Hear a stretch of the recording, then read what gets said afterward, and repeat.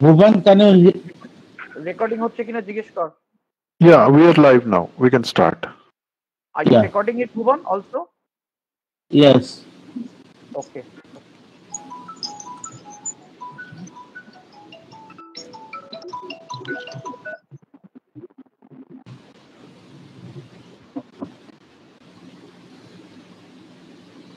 নমস্কার, Bangla world wide আয়োজিত trial by media এই ওয়েবিনার আমরা শুরু করছি। আপনারা দেখছেন যে এখানে উপস্থিত আছেন বাংলা ওয়ার্ল্ড ওয়াইডের মাননীয় সভাপতি শ্রদ্ধেয় বিচারপতি শ্রী চিত্ততোষ মুখোপাধ্যায় মহাশয়। তার পরিচয় দেবার কোনো অবকাশ নেই। আমরা জানি যে তিনি বম্বে এবং কলকাতা হাইকোর্টের মাননীয় প্রাক্তন বিচারপতি রয়েছেন। মাননীয় বিচারপতি শ্রী সঞ্জীব বন্দ্যোপাধ্যায়, তিনিও কলকাতা হাইকোর্টের মাননীয় বিচারপতি, এবং রয়েছেন মাননীয় বিচারপতি শ্রী সৌমেন সেন, তিনিও কলকাতা হাইকোর্টের মাননীয় বিচারপতি, এবং রয়েছেন অধ্যাপক ডক্টর মৃণাল চট্টোপাধ্যায়, তিনি ইন্ডিয়ান ইনস্টিটিউট অফ মাস কমিউনিকেশনের পূর্ব ভারতের আঞ্চলিক অধিকর্তা। এই প্রতিষ্ঠানের যে ঢেঙ্কানাল শিক্ষা প্রাঙ্গণ আছে সেখানকার তিনি দায়িত্বে আছেন। আমরা আজকের বিষয়ে ট্রায়াল বাই মিডিয়া শুরু করার আগে আমরা সকলেই জানি যে আমরা প্রত্যেকেই মর্মাহত, শুধু বাঙালি হিসেবে নয়, আমরা ভারতীয় হিসেবে এবং শিল্প সংস্কৃতির সঙ্গে যারা সরাসরি যুক্ত, এবং আমরা যারা শিল্প সংস্কৃতি দেখে নিজেদের মন ভরাই সেরকম মানুষও, আমরা সকলেই খুব ভারাক্রান্ত। সৌমিত্র চট্টোপাধ্যায় আমাদের ছেড়ে চলে গেছেন। তিনি অসুস্থ ছিলেন আমরা জানতাম, কিন্তু হয়তো আশা ছিল যে তিনি সারা জীবনে যে লড়াই চালিয়েছেন এই লড়াইটাও তিনি উত্তীর্ণ হবেন, কিন্তু তিনি তা হতে পারেনি। তিনি আমাদের ছেড়ে চলে গেছেন, কিন্তু সে অর্থে তিনি চলে যাননি। শিল্পীর কখনো মৃত্যু হয় না, তার সৃষ্ট শিল্পকর্মের মধ্যে তিনি আমাদের মধ্যে রয়ে যাবেন। প্রজন্মের পর প্রজন্ম তার সৃষ্ট শিল্পকর্ম আমরা দেখব, এবং বাংলা ওয়ার্ল্ড ওয়াইডেরও তিনি শুভানুধ্যায়ী ছিলেন। বাংলা ওয়ার্ল্ড ওয়াইডের সূচনাতেও তিনি একে শুভেচ্ছা জানিয়েছিলেন। তাছাড়া বাংলা ওয়ার্ল্ড ওয়াইডকে তিনি দীর্ঘ সাক্ষাৎকারও দিয়েছিলেন। আর বাংলা ওয়ার্ল্ড ওয়াইডের শ্রদ্ধার্ঘ সেটি সবকটি বাংলা ওয়ার্ল্ড ওয়াইডের যে ওয়েব পোর্টাল রয়েছে সেই ওয়েব পোর্টালে আপনারা সকলেই দেখতে পাবেন, এবং আপনারা দেখুন, আমাদের সঙ্গে আপনারাও তার প্রতি শ্রদ্ধা নিবেদন করুন। তার অনন্য কীর্তির প্রতি আমরা সম্মান জানাই, এই শিল্পীর প্রতি সম্মান জানাই। হয়তো অন্যথায় আমরা 1 মিনিট নীরবতা পালন করতাম, কিন্তু আমাদের এই ক্ষেত্রে আমরা যেভাবে ভার্চুয়ালি যুক্ত আছি, হয়তো আমরা তাকে শ্রদ্ধা জানাচ্ছি, সম্মান জানাচ্ছি। আমরা মনে করব যে প্রজন্মের পর প্রজন্ম তার শিল্প কীর্তির মধ্যে দিয়ে তিনি আমাদের মধ্যে থাকবেন, পরবর্তী প্রজন্মের কাছেও থাকবেন। এ ধরনের শিল্পীর কোনো মরণ নেই। আমরা সত্যি তার প্রতি আমরা তার প্রতি আমাদের অন্তরের অন্তঃস্থল থেকে শ্রদ্ধা জানাচ্ছি। শুধু আমরা নয়, যারা এখানে অংশগ্রহণ করছে তারাও নয়, যারা আমাদের সঙ্গে দেখছেন তারাও শ্রদ্ধা জানাচ্ছেন। এবং এই অবসরে বলি যে আমাদের এখানে আজকে যারা দর্শক হিসেবেও এসেছেন তাদের মধ্যেও প্রচুর অনেকেই রয়েছেন মাননীয় প্রাক্তন বিচারপতি এবং বিশিষ্ট সরকারের সর্বোচ্চ পদে কর্মরত ছিলেন বা আছেন এরকম সরকারি আধিকারিক, সুধীজন, নাগরিক, বিশিষ্ট নাগরিকরা। আমরা তাদের যোগদানে সমৃদ্ধ। তাদের কথা হয়তো আমরা ঠিক সেভাবে শুনতে পারবো না, তাদের বক্তব্য এলে আমরা সেগুলো নিয়ে আলোচনা করতে পারবো। আমরা সরাসরি চলে যাচ্ছি আমাদের ট্রায়াল বাই মিডিয়া এই যে শীর্ষক যে আলোচনা। দেখুন, এই বিষয়টা হঠাৎ করে উঠে এসেছে সাম্প্রতিক কয়েকটি মামলার ক্ষেত্রে, এটা আমাদের অস্বীকার করে লাভ নেই। সেই মামলায় একটি বম্বে হাইকোর্টে, সেই মামলাটিও এখনো তার নিষ্পত্তি হয়নি, সেটি বিচারাধীন। তবে মামলা চলতে চলতে মাননীয় বিচারপতিরা তাদের যে অবজারভেশন দিয়েছেন তা থেকে বোঝা যাচ্ছে যে কি সমস্যা হচ্ছে। মানে বিষয়টা হচ্ছে যে গণমাধ্যম সে কাউকে দোষী সাব্যস্ত করার আগেই সে দোষী সাব্যস্ত করছে কিনা, এই মামলাটিও বম্বে হাইকোর্টে রয়েছে, এবং এটা নিয়ে সরকারকে তার সংশ্লিষ্ট কর্তৃপক্ষকে তাদের বক্তব্য জানাতে বলা হয়েছে। এবং আরেকটি মামলাও, এই সংক্রান্ত মামলাও দিল্লি হাইকোর্টে রয়েছে, যেটি বিভিন্ন প্রযোজক সংস্থা তারা বলেছেন যে তাদের পেশাকে আহ, অপমান করা হয়েছে এরকম কারণে তারা মামলাটি করেছে। সেই মামলাটিও পরবর্তী তার মানে শুনানি দিন ধার্য হয়েছে 27শে নভেম্বর। আর বম্বের যে মামলাটি সেটি শুনানি হয়ে গেছে, তার রায়দান স্থগিত আছে। এবং বিষয়টা যদি আমরা একটু সংক্ষেপে দেখি, ট্রায়াল বাই মিডিয়া একদিকে হচ্ছে ট্রায়াল। আমাদের সংবিধান অনুযায়ী আমাদের যে 3টি স্তম্ভ আছে, অর্থাৎ আইনসভা আইন প্রস্তুত করেন, মানে যারা বিচার বিভাগ তারা বিচার করেন, এবং যারা প্রশাসক রয়েছেন তারা সেই আইন অনুযায়ী তারা প্রশাসন করেন। প্রত্যেকেরই আলাদা আলাদা নিজস্ব জায়গা আছে, কোথাও তারা পরিপূরক, আবার কোথাও একে যদি অপরের সঙ্গে কোনো সংঘাত হয় তখনও সেক্ষেত্রে বলা আছে, বা বিচার বিভাগ সেক্ষেত্রে তাদের বক্তব্য রাখেন। আইনসভাও কখনো তাদের স্বকীয়তা আইনসভার ভেতরে তারা বজায় রাখেন, এগুলো আমরা জানি। এছাড়া রয়েছে চতুর্থ স্তম্ভ হিসেবে বলা হয়, এটার কোনো সাংবিধানিক স্বীকৃতি নেই, যে গণমাধ্যম বা সংবাদ মাধ্যম। কারণ এই সংবাদ মাধ্যমেও মানুষের অনেক অপ্রাপ্তি বা যারা তারা যা পাচ্ছেন না, তাদের যা অভাব অভিযোগ সেগুলো তারা জানান, জনমত গঠন হয়, এবং গণতন্ত্রে জনমতই শেষ কথা। সেই জন্য সংবাদ মাধ্যমের একটা গুরুত্বপূর্ণ ভূমিকা রাখা আছে। এইখানে যে বিতর্কটা আসছে ট্রায়াল বাই মিডিয়ায়, সেটা কিন্তু আদালতের খবর কিভাবে হবে সেটা নিয়েও নয়, বা সংবাদ মাধ্যম কিভাবে চলবেন তার নীতিমালা বা এথিক্স কিভাবে হবে সেটা নিয়েও নয়। এর জায়গাটা কিন্তু খুব পরিষ্কার, সেটা হচ্ছে যে আদালত কাউকে বিচার করবে, সে দোষী হবে না নির্দোষ হবে। অভিযুক্ত সে বিচারাধীন, যতদিন না দোষী সাব্যস্ত হচ্ছে ততদিন সে বিচারাধীন, ততদিন তার কয়েকটি অধিকার খর্ব হলেও মূল অধিকার খর্ব হয় না, সে নাগরিকই থাকেন। অথচ দেখা যাচ্ছে যে আদালতে যে সংবিধান যে আদালতকেই কেবলমাত্র ট্রায়াল করার বিচার করার ক্ষমতা দিয়েছে, সাংবিধানিক ক্ষমতা দিয়েছে, অথচ দেখা যাচ্ছে যে সংবাদ মাধ্যম সে কে গ্রেপ্তার হতে পারে, কেন কারুর গ্রেপ্তার হওয়া উচিত, কে গ্রেপ্তার হলো, তাকেই দোষী করে এত চিৎকার করছে, এত লেখালেখি করছে, যাতে বলা হচ্ছে যে বিচার ব্যবস্থা প্রভাবিত হতে পারে, এবং বিচার ব্যবস্থার ওপরে সেটা একটা হস্তক্ষেপ বলে মনে হচ্ছে। অর্থাৎ যে স্বাধীন গণমাধ্যম আমাদের এখানে বলা আছে ভারত সংবিধানে স্বীকৃত, তার স্বাধীনতা কতটা থাকবে, এবং বিচার বিভাগের স্বকীয়তা তার যে দায়িত্বপ্রাপ্ত সে সংবিধানের সেইটা কতটা থাকবে, এই দুটোর বিরোধ নিয়েই আমাদের ট্রায়াল বাই মিডিয়া। এই নিয়ে অনেক এটি দুটি সাম্প্রতিক মামলার আমি উল্লেখ করলাম। এছাড়াও আমরা জানি হামিদ আলী গাদ্দিস ভার্সেস ডিস্ট্রিক্ট ম্যাজিস্ট্রেট, যেটা 1940 সালের মামলা, সেখানে পরিষ্কার বলা আছে যে কোনো কাগজের এডিটরের কোনো মামলা বিচার করার কোনো ক্ষমতা নেই। এরকম অনেক জিনিস বলা আছে। বা আরো একটি কথা প্রাক কথনে বলা যায় যে 2006 সালে যে ল কমিশন তার প্রতিবেদন দেয়, তাতে 6 সালে বলেছিল যে এই ধরনের এই যে ট্রায়াল বাই মিডিয়া এবং তার ফলে যে বিচার বিভাগে হস্তক্ষেপ হচ্ছে, সেইটা বন্ধ করার জন্য কেউ যদি গ্রেপ্তার হয় তখন থেকেই আমরা জানি যে সাবজুডিস ম্যাটার হয়ে যেতে পারে। সাবজুডিস মানে হচ্ছে যে বিচারাধীন, সেই ব্যাপারে কোনো মন্তব্য করা যায় না। হ্যাঁ, যে বিচারে শুনানি হচ্ছে সেগুলো ফেয়ার অ্যান্ড প্রপার রিপোর্টিং সেটা করা যায়, কিন্তু সেখানে মন্তব্য করা যায় না। অর্থাৎ এই মানে এই সাবজুডিস যে তকমাটা সেটা বিচার পদ্ধতি চালু হবার পর থেকে আছে, সেটা গ্রেপ্তারের পর থেকেই চালু করা হোক, কিন্তু তারপরে কিছু এগোয়নি।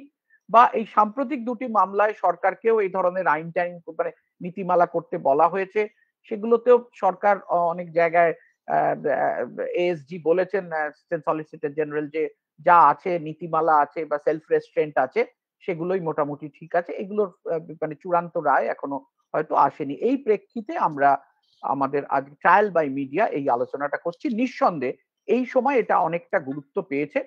দুটি সংস্থার প্রতি আমাদের শ্রদ্ধা রয়েছে, একটি হচ্ছে বিচার ব্যবস্থা অর্থাৎ আদালত, এবং অপরটি হচ্ছে মুক্ত গণমাধ্যম বা সংবাদ মাধ্যম।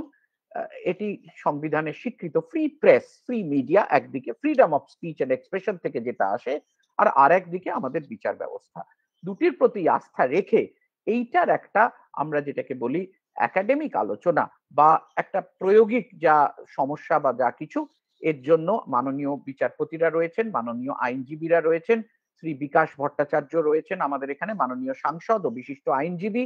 এবং আমি আগেই বলেছি যে এখানে বাংলা ওয়ার্ল্ড ওয়াইডের সভাপতি ও বিশিষ্ট বিচারপতি মাননীয় শ্রী চিত্ততোষ মুখোপাধ্যায় রয়েছেন, এবং আমাদের সঙ্গে রয়েছেন কলকাতা হাইকোর্টের মাননীয় বিচারপতি শ্রী সঞ্জীব বন্দ্যোপাধ্যায়, এবং রয়েছেন মাননীয় বিচারপতি শ্রী সৌমেন সেন, এবং রয়েছেন ইন্ডিয়ান ইনস্টিটিউট অফ মাস কমিউনিকেশনের মাননীয় আঞ্চলিক অধিকর্তা শ্রী মৃণাল চট্টোপাধ্যায়। আমি একটু দেখে নেব মাননীয় বিচারপতিদের সঙ্গে আমরা সংযোগে আছি তো। সৌম্য, তুমি যদি শোনো, আমি একটু তাদের ছবিতে দেখছি না, আমি একটু সংশয় প্রকাশ করছি, আমি বুঝতে পারছি না দুজন হ্যাঁ হ্যাঁ রয়েছে, ঠিক আছে। আমি হ্যাঁ ধন্যবাদ ধন্যবাদ স্যার, মাফ করবেন, আমি ঠিক বুঝতে পারিনি। আমি এবার মাননীয় বিচারপতি শ্রী চিত্ততোষ মুখোপাধ্যায় মহাশয়কে তার সভাপতির ভাষণের মধ্য দিয়ে এই আলোচনার সূত্রপাত করতে অনুরোধ করছি। তার আগে আমি একটি কথা বলে নিচ্ছি, হয়তো আইনের কথা আমি কিছু বললাম, যদি আমার বলাই কিছু ভুল হয়ে থাকে, মাননীয় বিচারপতি এবং মাননীয় আইনজীবীরা বা আমাদের যিনি মাননীয় অধিকর্তা রয়েছেন, যিনি পড়ান মিডিয়া একাডেমিক্সের, তিনিও আমাকে একটু সংশোধন করে দেবেন। সাংবাদিকদের পক্ষ থেকে অনেকেরই বিশিষ্ট সাংবাদিকদের আসার কথা ছিল আজকের, কিন্তু আজকে বুঝতে পারছেন বর্তমান পরিস্থিতিতে হয়তো অনেকেই যোগ দিতে পারছেন না। যে কোনো সময় কোনো বিশিষ্ট সাংবাদিক আসবেন, যদি এসে যান আমি নিশ্চয়ই তাকে অন্তর্ভুক্ত করে নেব। মাননীয় বিচারপতি শ্রী চিত্ততোষ মুখোপাধ্যায় স্যার, আপনাকে আপনার প্রাক্কথনের জন্য অনুরোধ। তবে তার আগে একটা আমি অনুরোধ করব, সৌমিত্র প্রয়াত হয়েছে, আমার সঙ্গে তার ব্যক্তিগত সম্বন্ধ ছিল, তার দেশের মানুষকে। অতএব আমার মনে হয় আজকের আলোচনা সভা শুরু করার আগে 1 মিনিট যদি আমরা মৌন অবলম্বন করি, সেটা তার প্রতি শ্রদ্ধা জানানো বোধহয় যথার্থ হবে।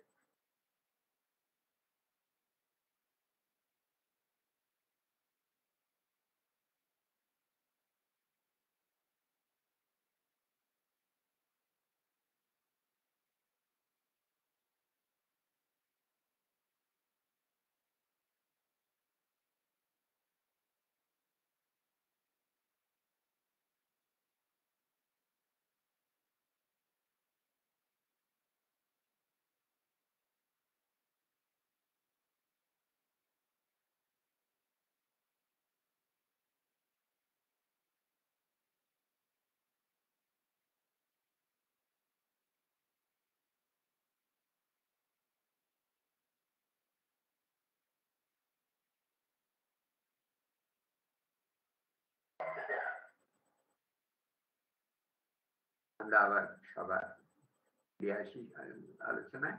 তার আগে আরেকটা কথা খালি আমি স্মরণ করি, যে এবারে শারদীয় যে আমাদের অনুষ্ঠান হয়েছিল, তাতে কিন্তু ওই কুমোরটুলির পটুয়াদের কবিতাটি ওর কণ্ঠে আমরা শুনেছিলাম, সৌমিত্রর কণ্ঠে। সেটা আমাদের চমৎকৃত করেছে। শুধু তার অভিনয় নয়, তার আবৃত্তি, তার কবিতা লেখা, সব বিষয়ই আমরা দেখেছি তার দক্ষতা, দেখেছি তার গভীরতা। অতএব তার প্রতি আপনাদের সঙ্গে সকলে জাতীয় শ্রদ্ধা জানিয়ে আমরা সভা শুরু করছি। এখন আজকের আলোচনা সভা তো মিডিয়া ট্রায়াল বাই মিডিয়া। আমার মনে হয় এইখানে ট্রায়াল কথাটা পরিষ্কার করে নেওয়া দরকার, যে আদালতের যেমন গুরুত্বপূর্ণ ভূমিকা আছে, তেমনি ভূমিকা আছে গণমাধ্যমে, যার মাধ্যমে সংবাদ শুধু পরিবেশিত হয় না, জনমত গঠন করা হয়। এবং সেই কারণে কোথায় আমরা সীমারেখা টানবো আদালতের কাজে, আর কোথায় বলবো যে গণমাধ্যমে যারা খবর চাপেন, মতামত প্রকাশ করেন, মানুষের দৃষ্টি আকর্ষণ করে থাকেন অন্যায় ঘটলে, যেটা অপরাধযোগ্য, সরকার বা পুলিশ করছেন না। তো সেই ট্রায়ালটা নিশ্চয়ই আমাদের সংবিধানের যে ব্যক্তির স্বাধীনতার কথা বলা হয়েছে, এটা আমাদের ফ্রিডম অফ এক্সপ্রেশন আর্টিকেল 19-এ যেটা আছে, সেটা এর মধ্যে একটা সীমারেখার প্রয়োজন আছে। এই কারণে আমি বলবো যে ট্রায়ালটা কখন হবে। ট্রায়াল অর্থে অপরাধীর বিরুদ্ধে অভিযোগ গঠন, তার বিরুদ্ধে চার্জশিট করা, তারপরে সাক্ষ্য প্রমাণের সাহায্যে আদালত সিদ্ধান্তে আসেন অপরাধ সংঘটিত হয়েছে। আদালতের ভূমিকাটা আমি আশা করব যে এইখানে দাঁড়িয়ে আনতে হবে যখন পর্যন্ত না আদালতে বিচার শুরু হয়েছে। এই কারণে আদালতের ভূমিকা উঠবে যদি অপরাধ যেটা এনকোয়ারি বা ইনভেস্টিগেশন করা হয়, অনেক সময় শৈথল্য, রাজনৈতিক হস্তক্ষেপ, এর ফলে আমরা জানি যে আমি কোনো উদাহরণ দিতে চাই না, যার পক্ষে পুলিশ বিভাগে যেখানে ইনভেস্টিগেশন হয় সেই স্টেজে তারা পুলিশের অপরাধ নথিভুক্ত করতে, যাকে ফার্স্ট ইনফরমেশন রিপোর্ট বলা হয়, গ্রহণ করতে পারেন না, বা তদন্ত, পুলিশের তদন্ত, সেটা কিন্তু বিচার নয়, সেটা বিচারের পূর্বে এই সময়, যে সময়টা ইনভেস্টিগেশন করার কথা, অভিযোগ লিপিবদ্ধ করা উচিত, সেই ক্ষেত্রে কিন্তু আদালতের চেয়ে আদালত করতে পারেন, সুমোটো করতে পারেন বিচার করার জন্য, কিন্তু সেক্ষেত্রে কিন্তু সংবাদ মাধ্যমে তাদের ভূমিকা অপরিসীম জরুরি। দ্বিতীয়ত, জনমত গঠন, মানুষের শুধু দৃষ্টি আকর্ষণ নয়, যাতে বিচার ঠিক মতো হয়, তাতে আপনারা দেখবেন সীমারেখা আছে, কোথায় সীমারেখাটা টানা হবে আজকের আলোচনা থেকে বেরিয়ে আসুক, আমি আশা করব। আলোচনা তাহলে এবার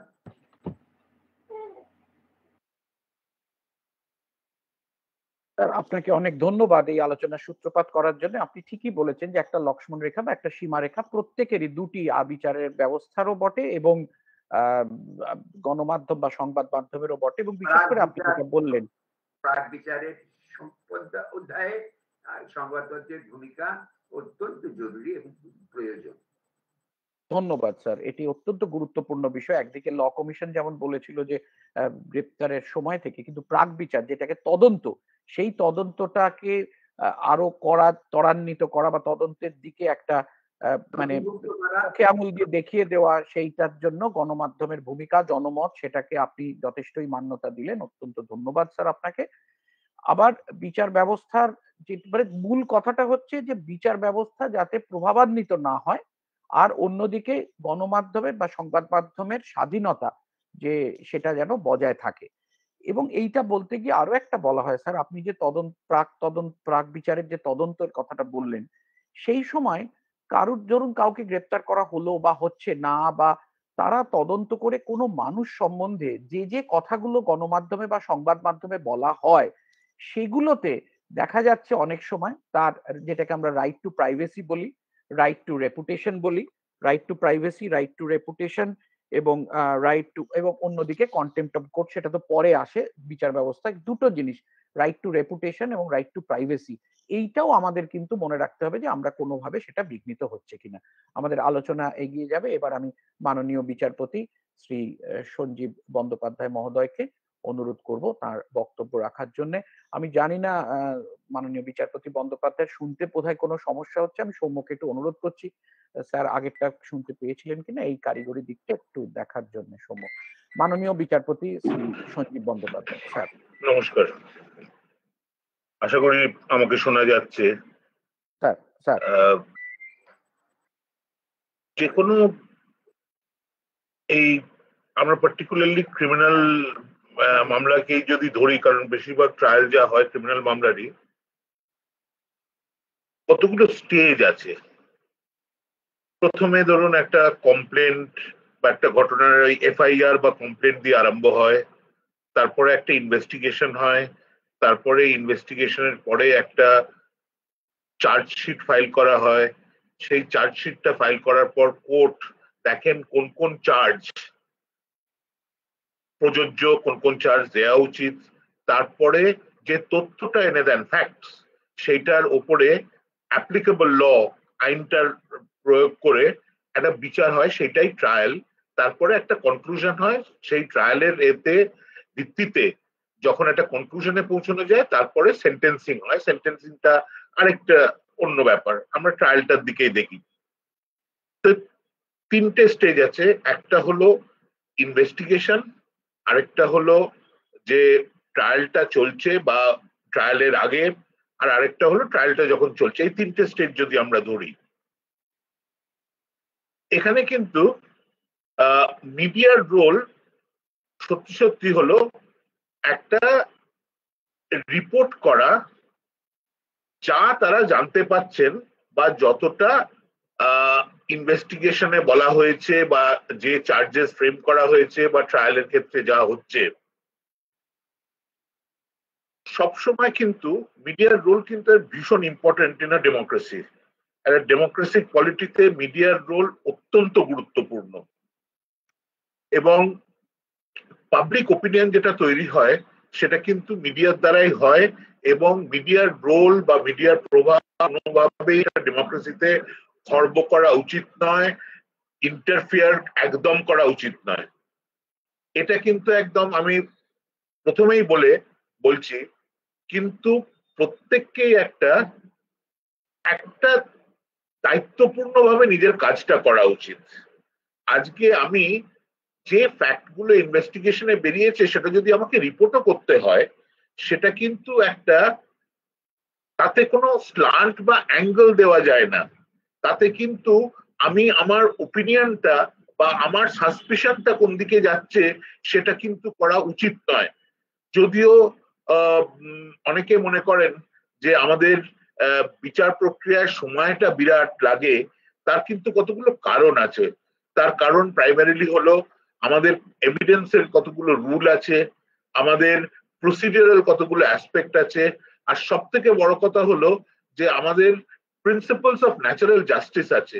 আজকে একটা লোককে বলা হলো, তাকে ধরুন সার্কামস্ট্যান্সিয়াল এভিডেন্সের মামলা, তাকে বলা হলো যে তার সঙ্গে মৃতের লাস্ট, তাদের দুজনকে একসঙ্গে দেখা গেছিল, সুতরাং সেরকম যদি একটা পরিস্থিতি হয় তাতে একটা লিগাল প্রিজাম্পশন অ্যারাইজ করে যে তোমার সঙ্গে যদি মৃতের লাস্ট তোমাকে দেখা গেছে মৃতের সঙ্গে, তাহলে তোমার জানা উচিত মৃতের তোমার সঙ্গে দেখা হওয়ার পর তার কি হলো, এবং তার যদি তুমি যথাযথ একটা উত্তর না দিতে পারো, একটা adverse inference may be drawn against you. Circumstantial এভিডেন্সের কেস, সেখানে কিন্তু যদি এইভাবে ফ্যাক্টটা সাজানো হয়, আমাদের অপেক্ষা করতে হবে অ্যাকিউজড তিনি তার উত্তরে কি বলছেন সেইটার জন্য। যতক্ষণ না তিনি কিছু বলছেন, আমরা ভেবে নিলুম যে তার বলার কিছুই নেই বলে আমরা সেখান থেকে একটা ইনফারেন্স ধরে নিয়ে আমরা গল্পটা একটা সাজিয়ে দিলাম, এটা কিন্তু মানে সিনেমা নয়। সিনেমার সঙ্গে কিন্তু রিয়েল লাইফের একটা বিরাট পার্থক্য আছে। আমি কোনোভাবেই জার্নালিস্টদের মানে অপমান করার চেষ্টা করছি না, বা একটা কিন্তু এতে আপনারা জার্নালিস্ট যারা আছেন তারা যদি শোনেন, আপনারা যদি কোর্টে আসেন, এসে কিছুদিন প্রক্রিয়াটা দেখেন, আপনারাও বুঝতে পারবেন সময়টা কেন লাগে, আপনারাও বুঝতে পারবেন দুম করে একটা কনক্লুশনে জাম্প করে যাওয়াটা উচিত নয়, কারণ পুরো একটা প্রসেস আছে, এক নম্বর। দু নম্বর হলো, যখন কোর্টে মামলা শুনানি হচ্ছে সে সময় জজের সঙ্গে উকিল বাবুদের একটা কথা হয়, জজ প্রশ্ন করেন এটা কি হলো, উকিলবাবু উত্তর দেন, তাতে কিন্তু বাইরে দাঁড়িয়ে যারা পুরো ফ্যাক্টটা জানেন না বা যারা পুরো ফ্যাক্টটা তাদের কমান্ডে নয়, তারা কিন্তু কতগুলো কনক্লুশন ছোট্ট ছোট্ট জিনিস থেকে ড্র করতে চেষ্টা করেন, যেটা হয়তো উচিত নয়। আপনি যদি পুরো ব্যাপারটা জানেন, পুরো ব্যাপারটা যদি আপনার নখদর্পণে থাকে, তাহলে কিন্তু আপনি তাৎপর্যটা বুঝতে পারবেন প্রশ্নের এবং উত্তরের। আপনি কিন্তু সেটা যদি পুরো ব্যাপারটা না জানেন, ফ্যাক্টটা কি হয়েছিল বা ফ্যাক্টটা কিভাবে প্লেস করা হয়েছে, একটা প্রশ্ন বা একটা সওয়াল বা একটা জবাব থেকে কিন্তু লাফিয়ে পড়া উচিত নয়। কি সম্ভাবনা আছে বা জজ কি ভাবছেন বা কোর্ট কোন দিকে যাচ্ছেন। আমরা কতগুলো ব্যাপারে দেখেছিল, আমি আপনাদের একটা উদাহরণ দিই। এই দিল্লিতে সেই ওই একটি মেয়েকে করা হয়েছিল, বলা হয়েছিল অনার কিলিং, নামটি আমার মনে পড়ছে না, স্নেহাশিস বাবু যদি আপনার মনে পড়ে, ওই তার বাবা মাকে, ডাক্তার বাবা মা, তারা দুজনেই তাদের এগেন্স্ট আরুষি সেখানে, তারপরে একটা সিনেমাও হয় সেটা নিয়ে, সেটা কিন্তু একটা ডিফারেন্ট একটা পয়েন্ট অফ ভিউ দেখাতে চেষ্টা করেন। এবং আপনারা যদি কেউ মামলাটা ফলো করে থাকেন, এবং যদি আপনারা জার্নালিস্টরা যেভাবে কভার করেছেন সেটা দেখেন, আর যদি আপনারা সিনেমাটা দেখেন, তাহলে বুঝতে পারবেন যে কি করে আরেকটা পয়েন্ট অফ ভিউ এই জার্নালিস্টিক প্রেসারে বা নিউজ পেপার রিপোর্টিং এর প্রেসারে ইনভেস্টিগেটিং এজেন্সি একদম ওভারলুক করে চলে গেলেন, মানে সেই সেই সেই পরিপ্রেক্ষিতে দেখলেন না মামলাটা। সুতরাং অনেক কিছুই হতে পারে অনেক মামলায়।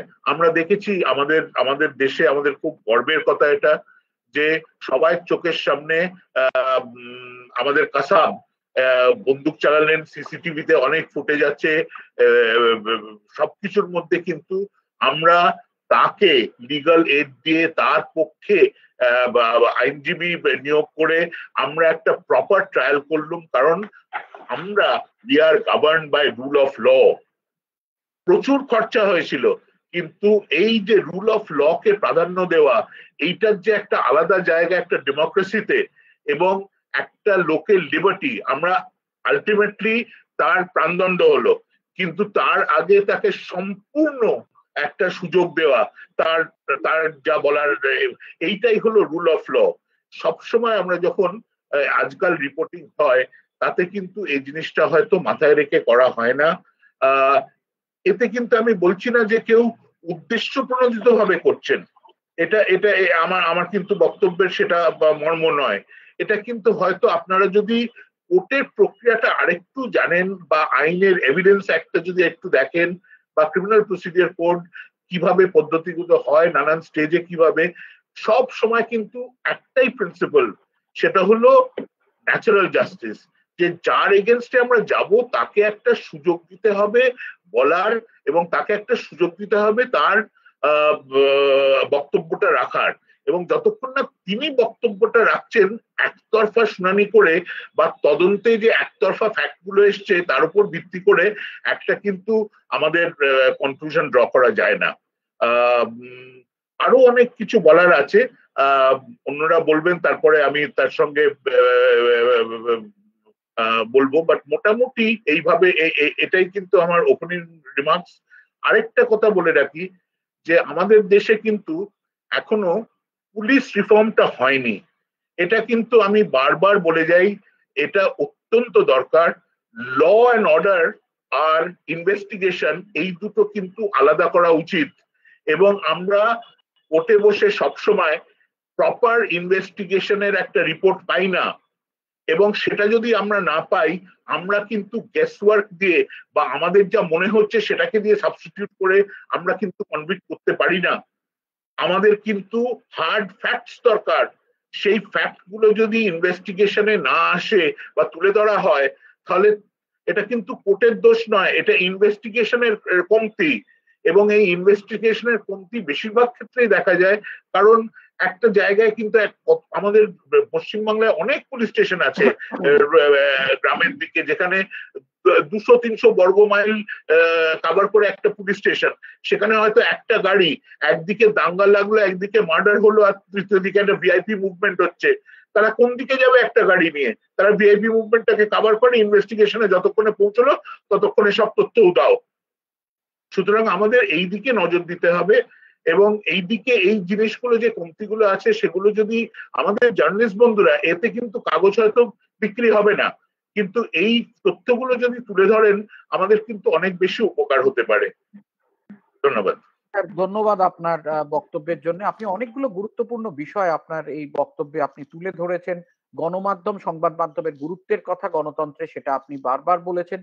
এবং এই যে আপনি আরওসি মার্ডার কেসের কথাটা তুললেন স্যার, এটাতেও তো পুলিশ কর্তৃপক্ষ তারা সাংবাদিক সম্মেলন করে বিভিন্ন লোকের দিকে তাদের তীর তারা দেখিয়েছেন, এবং এক এক ভাবে এক এক রকম ভাবে তার কভারেজ হয়েছে। এবং এটা মিডিয়া, এটা একটা অন্যতম গুরুত্বপূর্ণ একটি মামলা, যেটাকে আমরা মিডিয়া ট্রায়াল নিয়ে আলোচনা করার সময় সবসময় বলি যে লোকেলটা নষ্ট হয়েছে, অবাধে সাংবাদিকরা যাতায়াত করেছেন, সেই জায়গাটা নষ্ট হয়েছে, এবং আরো অনেকগুলো বিষয় সেখানে ছিল, এবং একবার একজনরা ছাড়া পাচ্ছেন না, এই বিষয়টা যেটা আপনি তুলে ধরেছেন। এবং আরেকটা যেটা বললেন যে যিনি অভিযুক্ত তার কথা শোনার, তার দিকটা শোনারও প্রয়োজন আছে।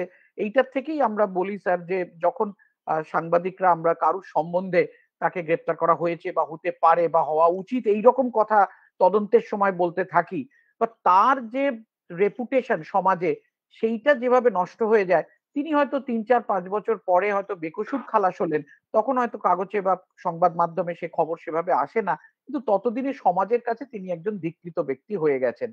আর এছাড়াও আপনি আরো কতগুলো উদাহরণ দিলেন যেটাতে এই দুটি প্রতিষ্ঠানের গুরুত্ব এবং শেষকালে আপনি বললেন যে কাগজের বিক্রি, এটা ঠিকই যে আমরা যে সংস্থাকে একটা গুরুত্বপূর্ণ ভূমিকার জায়গায় দিচ্ছি সেই সংস্থা কিন্তু ব্যক্তিগত মালিকানাধীন সংস্থা অথবা উম, তারা প্রত্যেকেই তাদের বিক্রি বাড়ানো এবং আরো বেশি যে টিআরপির কথা যেটা বলি এবং হঠাৎ করে এই জায়গাগুলো রয়েছে, অর্থাৎ আমরা একদিকে চতুর্থ স্তম্ভের কথা বলছি কিন্তু তারা আসলে কারা, কাকে গুরুত্ব দিচ্ছি এবং তাদের বেঁচে থাকার লড়াই, এবং তারা যদি টিকে না থাকে তাহলে তো আর সে চতুর্থ স্তম্ভের কাজ করতে পারবে না। এ ধরনের আরো বিতর্ক আসবে, কন্টেম্পট অফ কোর্টও আসবে, এগুলো আস্তে আস্তে আসবে। এবং আপনি যে বললেন যে সংবাদ মাধ্যম গুরুত্বপূর্ণ ভূমিকা নেয়, স্যার আপনি আরুষির কেসের কথা বললেন, কিন্তু প্রিয়দর্শিনী মাট্টু, জেসিকা লাল, নীতিশ কাটারা, এই সমস্ত কেসগুলো কিন্তু সংবাদ মাধ্যম এতটাই উল্লেখ করেছে যার ফলে একটা জনমতের ফলে মাননীয় আদালত, উচ্চ আদালত আবার নিজেরাই সেগুলোকে গ্রহণ করেছেন,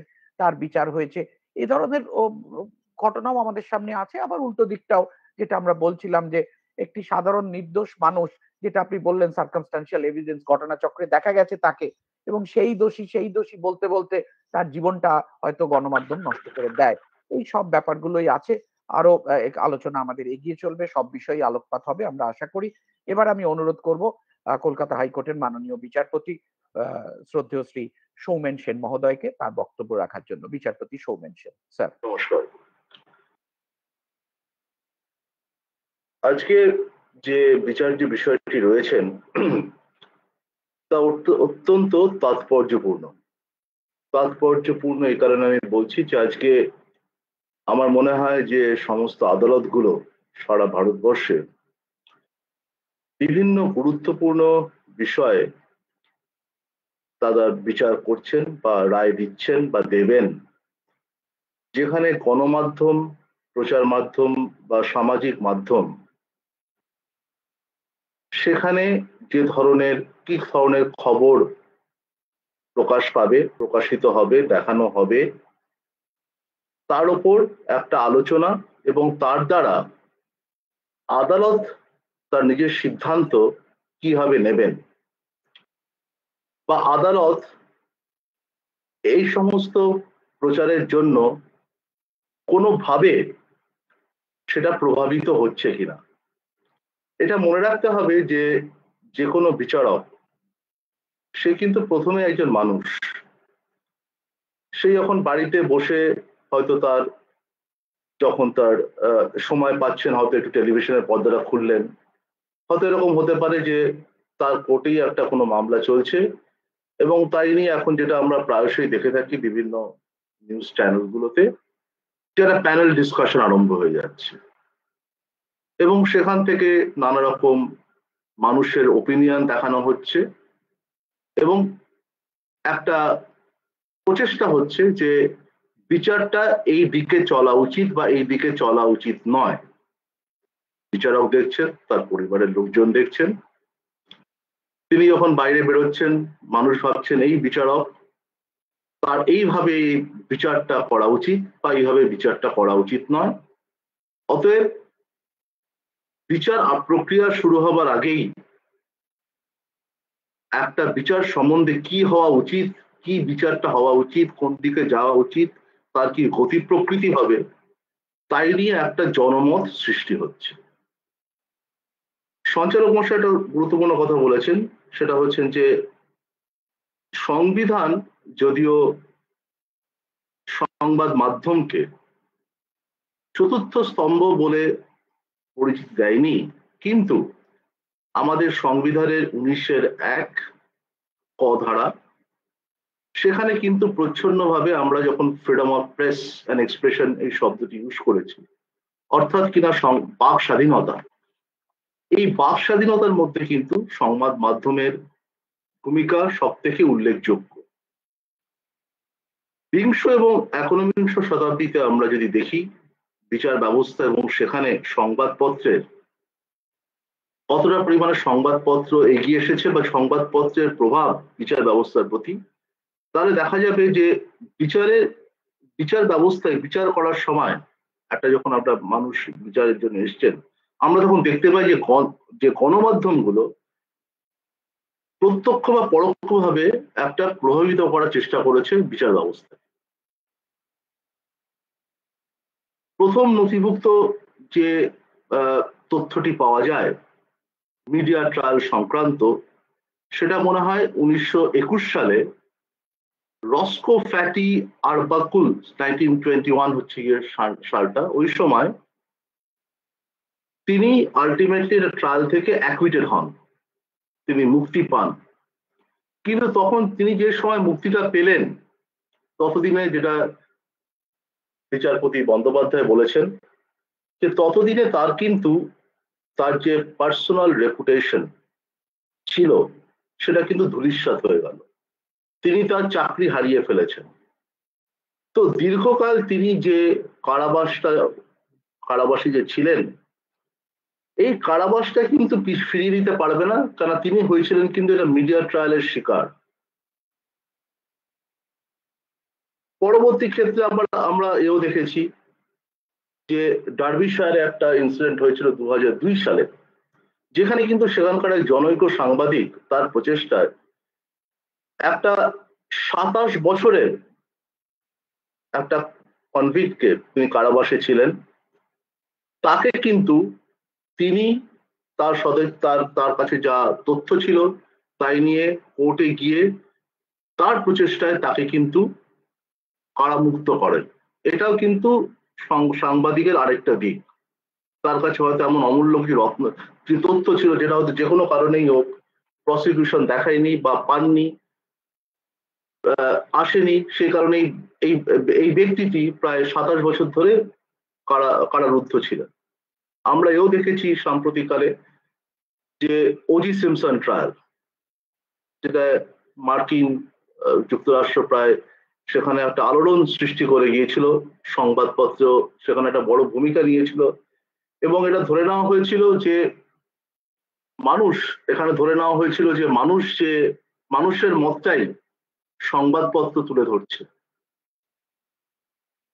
অতএব আমার শোনা যাচ্ছে? স্যার শোনা যাচ্ছে, স্যার শোনা যাচ্ছে, পরিষ্কার শোনা যাচ্ছে স্যার। হ্যাঁ, আমার এখানে আসলে একটু কানেক্টিভিটি লিঙ্কের প্রবলেম হচ্ছে। Okay sir. তো সেই কারণে এটা ধরে নেওয়া হয়েছিল যে সংবাদপত্র মানুষের মতটাকে তাদের সংবাদের মাধ্যমে মানুষের কাছে প্রকাশিত করছে। অতএব এটা মানতেই হবে যে আমরা এটাকে চতুর্থ স্তম্ভ বলি বা না বলি, বাক স্বাধীনতাটা একটা খুব গুরুত্বপূর্ণ বিষয়, এবং সেখানে বিচারপতি বন্দ্যোপাধ্যায়ের সাথে আমি একদম একমত যে কোনোভাবেই যাতে এই বাক স্বাধীনতাটা ক্ষুণ্ণ না হয় এবং সংবাদপত্র তার যে মর্যাদা বা যা অধিকার যেটা তার প্রাপ্য সেটা যাতে কোনো মতেই ক্ষুণ্ণ না হয়, সেটা কিন্তু প্রত্যেক মানুষের, প্রত্যেকটি আদালতের দেখার বিষয়। কিন্তু এটা দেখতে হবে যে এই পরোক্ষ এবং প্রত্যক্ষ যে প্রভাব, এর ভেতরে আমরা দেখতে পাই যে অনেক ক্ষেত্রে সংবাদপত্র কিন্তু এমন কিছু খবর পাবলিশ করেন বা এমন কিছু তথ্য নিয়ে আসেন যেটা হয়তো আইনের চোখে অ্যাডমিসেবল নয়, কিন্তু সেই তথ্যটা দিয়ে কোনো কারণে তারা তথ্যটা পেয়েছেন, সেটা দিয়ে প্রভাবিত করার চেষ্টা করে জনমত, এবং তার দ্বারা বিচার ব্যবস্থাকে চেষ্টা করে যে সেই যেন বিচার ব্যবস্থাটা সেইভাবেই চলে। আমি ধরুন আপনাকে একটা খুব সিম্পল এক্সাম্পল দিচ্ছি। ধরুন একজন কোনো স্টেট বা সেন্ট্রাল গভর্নমেন্টের একজন বড় কর্মচারী, পদস্থ কর্মচারী, তিনি তার কাছে ধরুন তিনি একটা অফিস থেকে বেরিয়েছেন, হাতে হয়তো সুটকেস, কেউ কোনো একটা ট্র্যাপ করে রেখেছে, ব্যাগটা খুললো, দেখা গেল তার কাছে টাকা আছে। ধরে নেওয়া হলো সে ঘুষ পেয়েছে, সংবাদপত্র সব চলে এলো, ফ্ল্যাশ লাইটিং হলো, 10টা টিভি ক্যামেরা চলে এলো, এবং সেখান থেকেই তার ট্রায়াল হয়ে গেল। সেখানে ধরে নেওয়া হলো যে এই লোকটির কাছ থেকে যে টাকাটা পাওয়া গেছে, গচ্ছিত টাকা, যে ব্যাগটা নিয়ে উনি অফিস থেকে বেরোচ্ছেন বা একটা কোনো বাড়ি থেকে বেরোচ্ছেন, এই টাকাটা উনি কিন্তু পেয়েছেন অসৎ উপায়। অতএব ইনি করাপ্ট অফিসিয়াল, একে এক্ষুনি সাসপেন্ড করো, একে এক্ষুনি ডিসমিসাল করো। অর্থাৎ 24 ঘন্টা বা 48 ঘন্টার মধ্যে কিন্তু তার শাস্তি দানও হয়ে গেল সংবাদপত্রের মাধ্যমে। হয়তো দেখা গেল সেই ভদ্রলোক যে টাকাটা নিয়ে বেরোচ্ছেন, হয়তো তার কোনো একটা সম্পত্তি ছিল, সে বেচেছেন, তার টাকাটা তাকে অফিসে বা তার বাড়িতে এসে দিয়ে গেছেন, সেই টাকাটার মধ্যে তার দলিল আছে, কিন্তু সে প্রমাণ করার সুযোগটা কিন্তু পেল না। সে হয়তো প্রমাণ করার সুযোগ পেল 1 বছর পরে বা 2 বছর পরে, কিন্তু ততদিনে হয়তো তার চাকরি গেল, ততদিনে হয়তো সে সমাজের চোখে একজন অপরাধী হয়ে গেল, করাপ্ট অফিসার হয়ে গেল। এবং এই যে বিচার প্রক্রিয়ার মাধ্যমে যখন তিনি আলটিমেটলি তাকে যখন ফিরিয়ে দেওয়া হলো যে না তুমি সম্পূর্ণভাবে নির্দোষ, ততদিনে কিন্তু তার যে গ্লানি, এই গ্লানিটা কিন্তু তাকে ভোগ করতে হলো। অতএব যেটা সিমিলারলি ধরুন আপনার যেটা বলেছেন বন্দ্যোপাধ্যায় সাহেব, বিচারপতি বন্দ্যোপাধ্যায়, ক্রিমিনাল ট্রায়াল আমরা দেখেছি, সিমিলার ট্রায়ালের ক্ষেত্রে একই জিনিস। কেউ যখন সঙ্গে সঙ্গে কাউকে যখন প্রিভেন্ট করলো, সঙ্গে সঙ্গে তার তকমা যদি আমরা নিরপেক্ষভাবে বিচার না করে আমরা তখন কি করলাম, তাকে একটা তকমা লাগিয়ে দিলাম যে হচ্ছে কিন্তু দোষী। এবার হয়তো তার ট্রায়ালটা যে আমাদের যে বিচার ব্যবস্থা রয়েছে তাতে হয়তো 5 বছর লাগলো, কি 6 বছর লাগলো, কিন্তু সেই 5 বা 6 বছর যখন সে ছাড়া পেয়ে গেল, তখন কিন্তু 5-6 বছর তার যে গাড়ি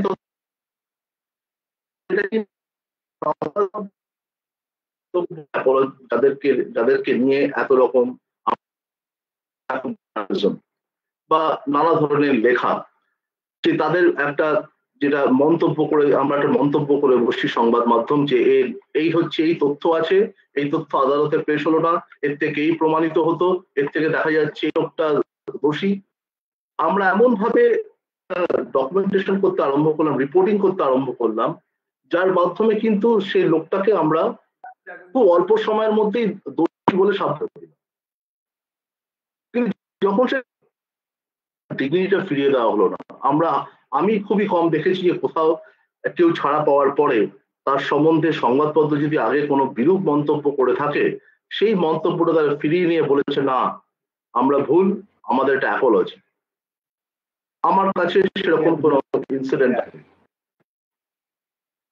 অতএব আমার বিষয় সেটা হচ্ছে আমাদেরকে দেখতে হবে, বিশেষ করে এখানে কিন্তু এটা দেখবেন যে আমেরিকান যে ভিউটা আছে তাতে ওদের ফার্স্ট অ্যামেন্ডমেন্টে একটা আনফেটার্ড রাইট দেওয়া আছে। তা সত্ত্বেও কোর্ট কিন্তু মাঝে মাঝে যেসব দেশে যে তারা কন্টেম্পটের মাধ্যমে এসে চেষ্টা করে বা বিবেচনা করার চেষ্টা করে যে সেখানে কোনো বিচারের গতি প্রকৃতির পক্ষে সেই ধরনের রিপোর্ট ইন্টারফিয়ারেন্স আছে, কিন্তু যদি আপনি ইউকেতে আসেন, ইউনাইটেড কিংডমে কিন্তু ওদের যে ল আছে সেখানে কিন্তু ওরা প্রাধান্য দেয়, ওরা একটা ব্যালেন্সিং করে বিটুইন দ্য ফেয়ার এবং ফ্রি মিডিয়া রাইটস, এবং সেটা হচ্ছে identification of A substantial right of prejudice, risk of prejudice. তো অর্থাৎ কিনা যথার্থ বা প্রকৃত কোন রকম ক্ষতি হবার সম্ভাবনা আছে কিনা, যদি সম্ভাবনা থাকে তাহলে সেক্ষেত্রে আমরা দেখেছি মিডিয়াকে রেস্ট্রেইন করা হয় ফ্রম রিপোর্টিং এনিথিং। আমরা এখানে দেখেছি এরকম ধরনের একটি ইনসিডেন্ট, যেটা আমাদের প্রধান বিচারপতি জাস্টিস সব্যসাচী মুখার্জি ডিসাইড করেছিলেন। সব্যসাচী মুখার্জি যখন ছিলেন আমাদের প্রধান বিচারপতি, সেখানে একটা ডিবেঞ্চার ইস্যু উঠেছিল। ইন্ডিয়ান এক্সপ্রেসের এগেনস্টে রিলায়েন্স মামলা করে বলল যে ডিবেঞ্চার সংক্রান্ত যে তথ্য বা যেগুলো আছে এটা ম্যাটারটা সাবজুডিস, এই সাবজুডিসের ক্ষেত্রে এই রিপোর্টিংটা যথার্থ নয়। তখন কিন্তু এই যে প্রিন্সিপালটা ইউকে কোর্ট বা কমনওয়েলথ ল কোর্ট গুলো অ্যাপ্লাই করেছিল, সেগুলোকে অ্যাপ্লাই করে কিন্তু তাদের ক্ষেত্রে ধরে নেওয়া হয়েছিল যে যদি এই ধরনের রিপোর্টিংটা সাবজুডিস ম্যাটারে অ্যালাউ করা হয় তাহলে কিন্তু রিলায়েন্সের পক্ষে ভাব্য একটা ক্ষতি হবার সম্ভাবনা আছে। তো এটা আমাদের দেখতে হবে যে যখন আমরা কনস্টিটিউশন যে সংবিধান যে আমাদেরকে রাইট দিয়েছে তার সঙ্গে কিন্তু এই 19 যে ধারাটা আছে, যে ধারাটার উপর আমরা বেস করে, যে ধারাটার উপর আমরা আমাদের এই ধারাটার উপরে আমরা অধিকার রক্ষণের কথা যে বলা হয়েছে, এই অধিকার রক্ষণের ক্ষেত্রে কিন্তু বাক্যের এবং অভিব্যক্তির স্বাধীনতাটা কিন্তু একটা রাইডার আছে, সেই রাইডারটা হচ্ছে আপনার 1902, যেখানে কিন্তু যেখানে অনেক কিছু বলার মধ্যে এটা বলা হয়েছে যে এমন কোনো কিছু অভিব্যক্তি ঘটতে পারে না এটা আদালত অবমাননা প্ররোচনা সম্পর্কিত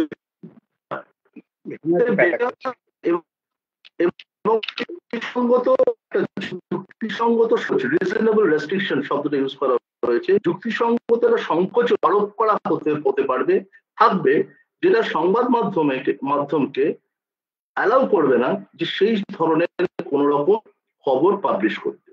কিন্তু আমরা ধরে তার উচিত হচ্ছে যখন কোনো ইনসিডেন্ট যখন মন্তব্য ছাড়া, মন্তব্য শব্দটা জাস্টিস বন্দ্যোপাধ্যায় বলেছেন, মন্তব্য দিয়ে আমরা করে তখনই আমরা ধরে নিচ্ছি যে আমরা একটা মধ্যে পড়ে যাচ্ছি। ট্রায়ালটা কিন্তু মিডিয়ার কাজ নয়, ট্রায়ালটা কিন্তু করার কথা হচ্ছে গিয়ে জুডিশিয়ারি। তার কারণ সে রয়েছে, কনস্টিটিউশন তাকেই পাওয়ার দিয়েছে যে একটা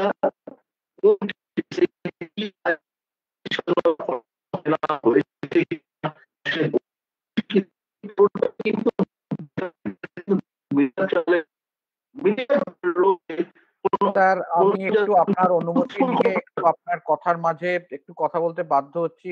আপনার সংযোগটা বোধহয়, অন্তর্জাল সংযোগটা বোধহয় একটু সমস্যা করছে স্যার, আপনার কথা কিন্তু শোনা যাচ্ছে না স্যার। আমি একটু আপনার দৃষ্টি আকর্ষণ করছি এ ব্যাপারে। শোনা যাচ্ছে এখন আবার একটু ঠিক লাগছে স্যার। ঠিক আছে, বলুন, আবার যদি সমস্যা হয় আমি আবার আপনাকে জানাবো স্যার। হ্যাঁ, আমি অনুচ্ছেদ নিয়ে বলছিলাম, ওটা কি শোনা গেছে না? আমি ঠিক জানি না।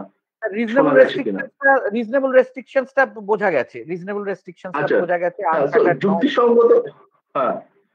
এবং এখানে কিন্তু আমাদের দুটো আরো উল্লেখ করে আমি আমার বক্তব্যটা শেষ করতে চাই। সেটা হচ্ছে গিয়ে, একটা হচ্ছে আমাদের এই 19-এর যে একের কয়েক ধারাটা আছে এবং 1902 এই যে রিজনেবল রেস্ট্রিকশন, এটা কিন্তু আমাদের দেখবেন আদালত অবমাননার যে আইনটি রয়েছে, যেখানে ক্রিমিনাল কন্টেম্পটকে ডিফাইন করা হয়েছে, এবং তার সঙ্গে কিন্তু আবার ধরে নেওয়া হচ্ছে সংবাদপত্র কোনখানে আবার একটা তার সে তার একটা ডিফেন্স পেতে পারে, সেটা হচ্ছে গিয়ে সেকশন 3-তে। অর্থাৎ কিনা যদি সেটা গুড ফেইথে কোনো পাবলিকেশন করে থাকে, ইনোসেন্ট করে থাকে একটা পাবলিকেশন, তাহলে কিন্তু সেক্ষেত্রে সংবাদ মাধ্যমকে ধরে নেওয়া হবে না যে সংবাদ মাধ্যম যে কোনো একটা বিচারের গতি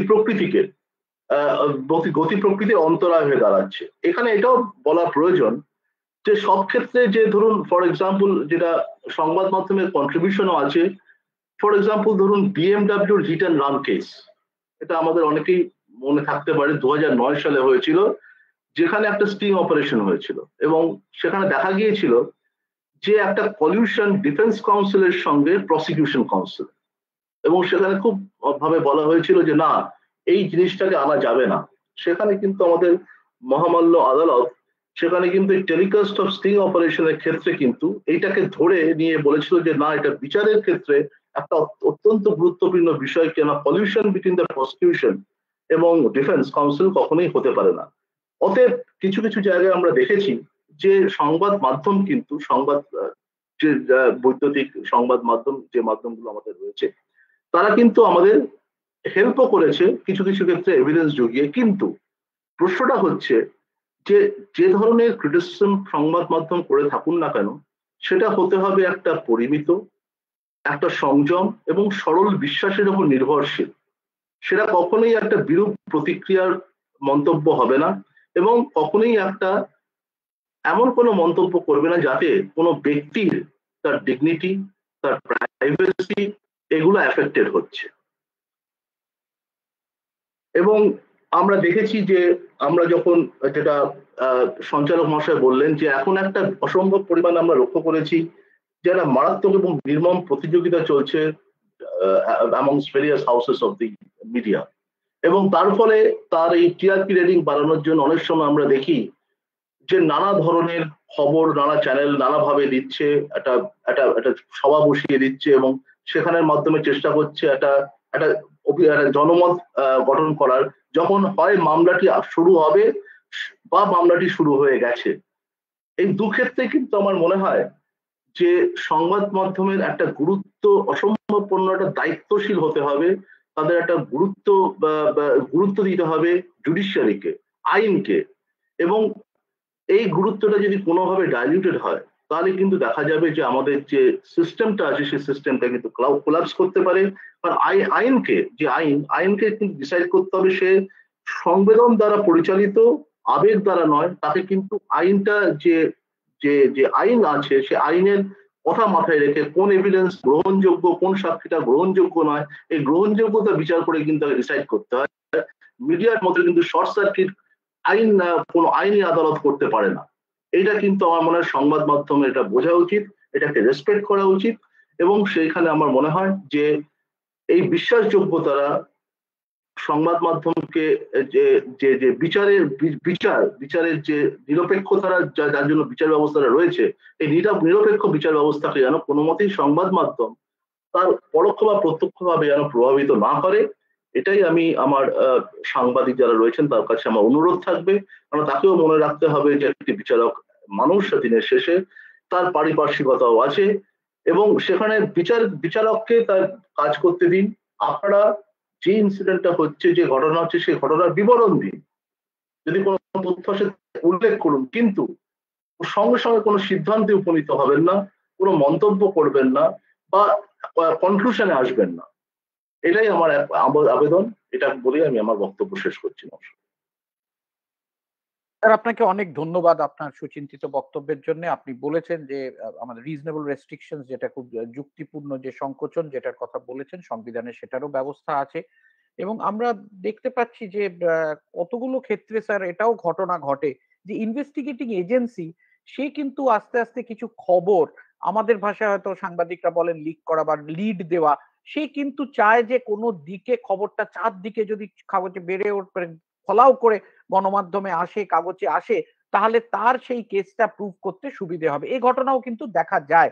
তা নইলে এত কথা সাংবাদিক জানছেন কোথায়? হয়তো পরে 2 বছর 3 বছর পরে যখন ট্রায়ালে আসছে তখন ওগুলো কোনোটাই গ্রাহ্য হচ্ছে না। কিন্তু প্রাইমা ফেসি একটা মানে ইন্টারোগেশন হলো, ইন্টারোগেশনে কি হচ্ছে না হচ্ছে সেটার একটা লিড ইন ফ্যাক্টর থাকে। এটাও কিন্তু আমরা দেখেছি, সেটা কিন্তু আমাদের বুঝতে হবে। আর বাকি যে কথাগুলো আপনি বললেন সেগুলো অত্যন্ত গুরুত্বপূর্ণ কথা স্যার।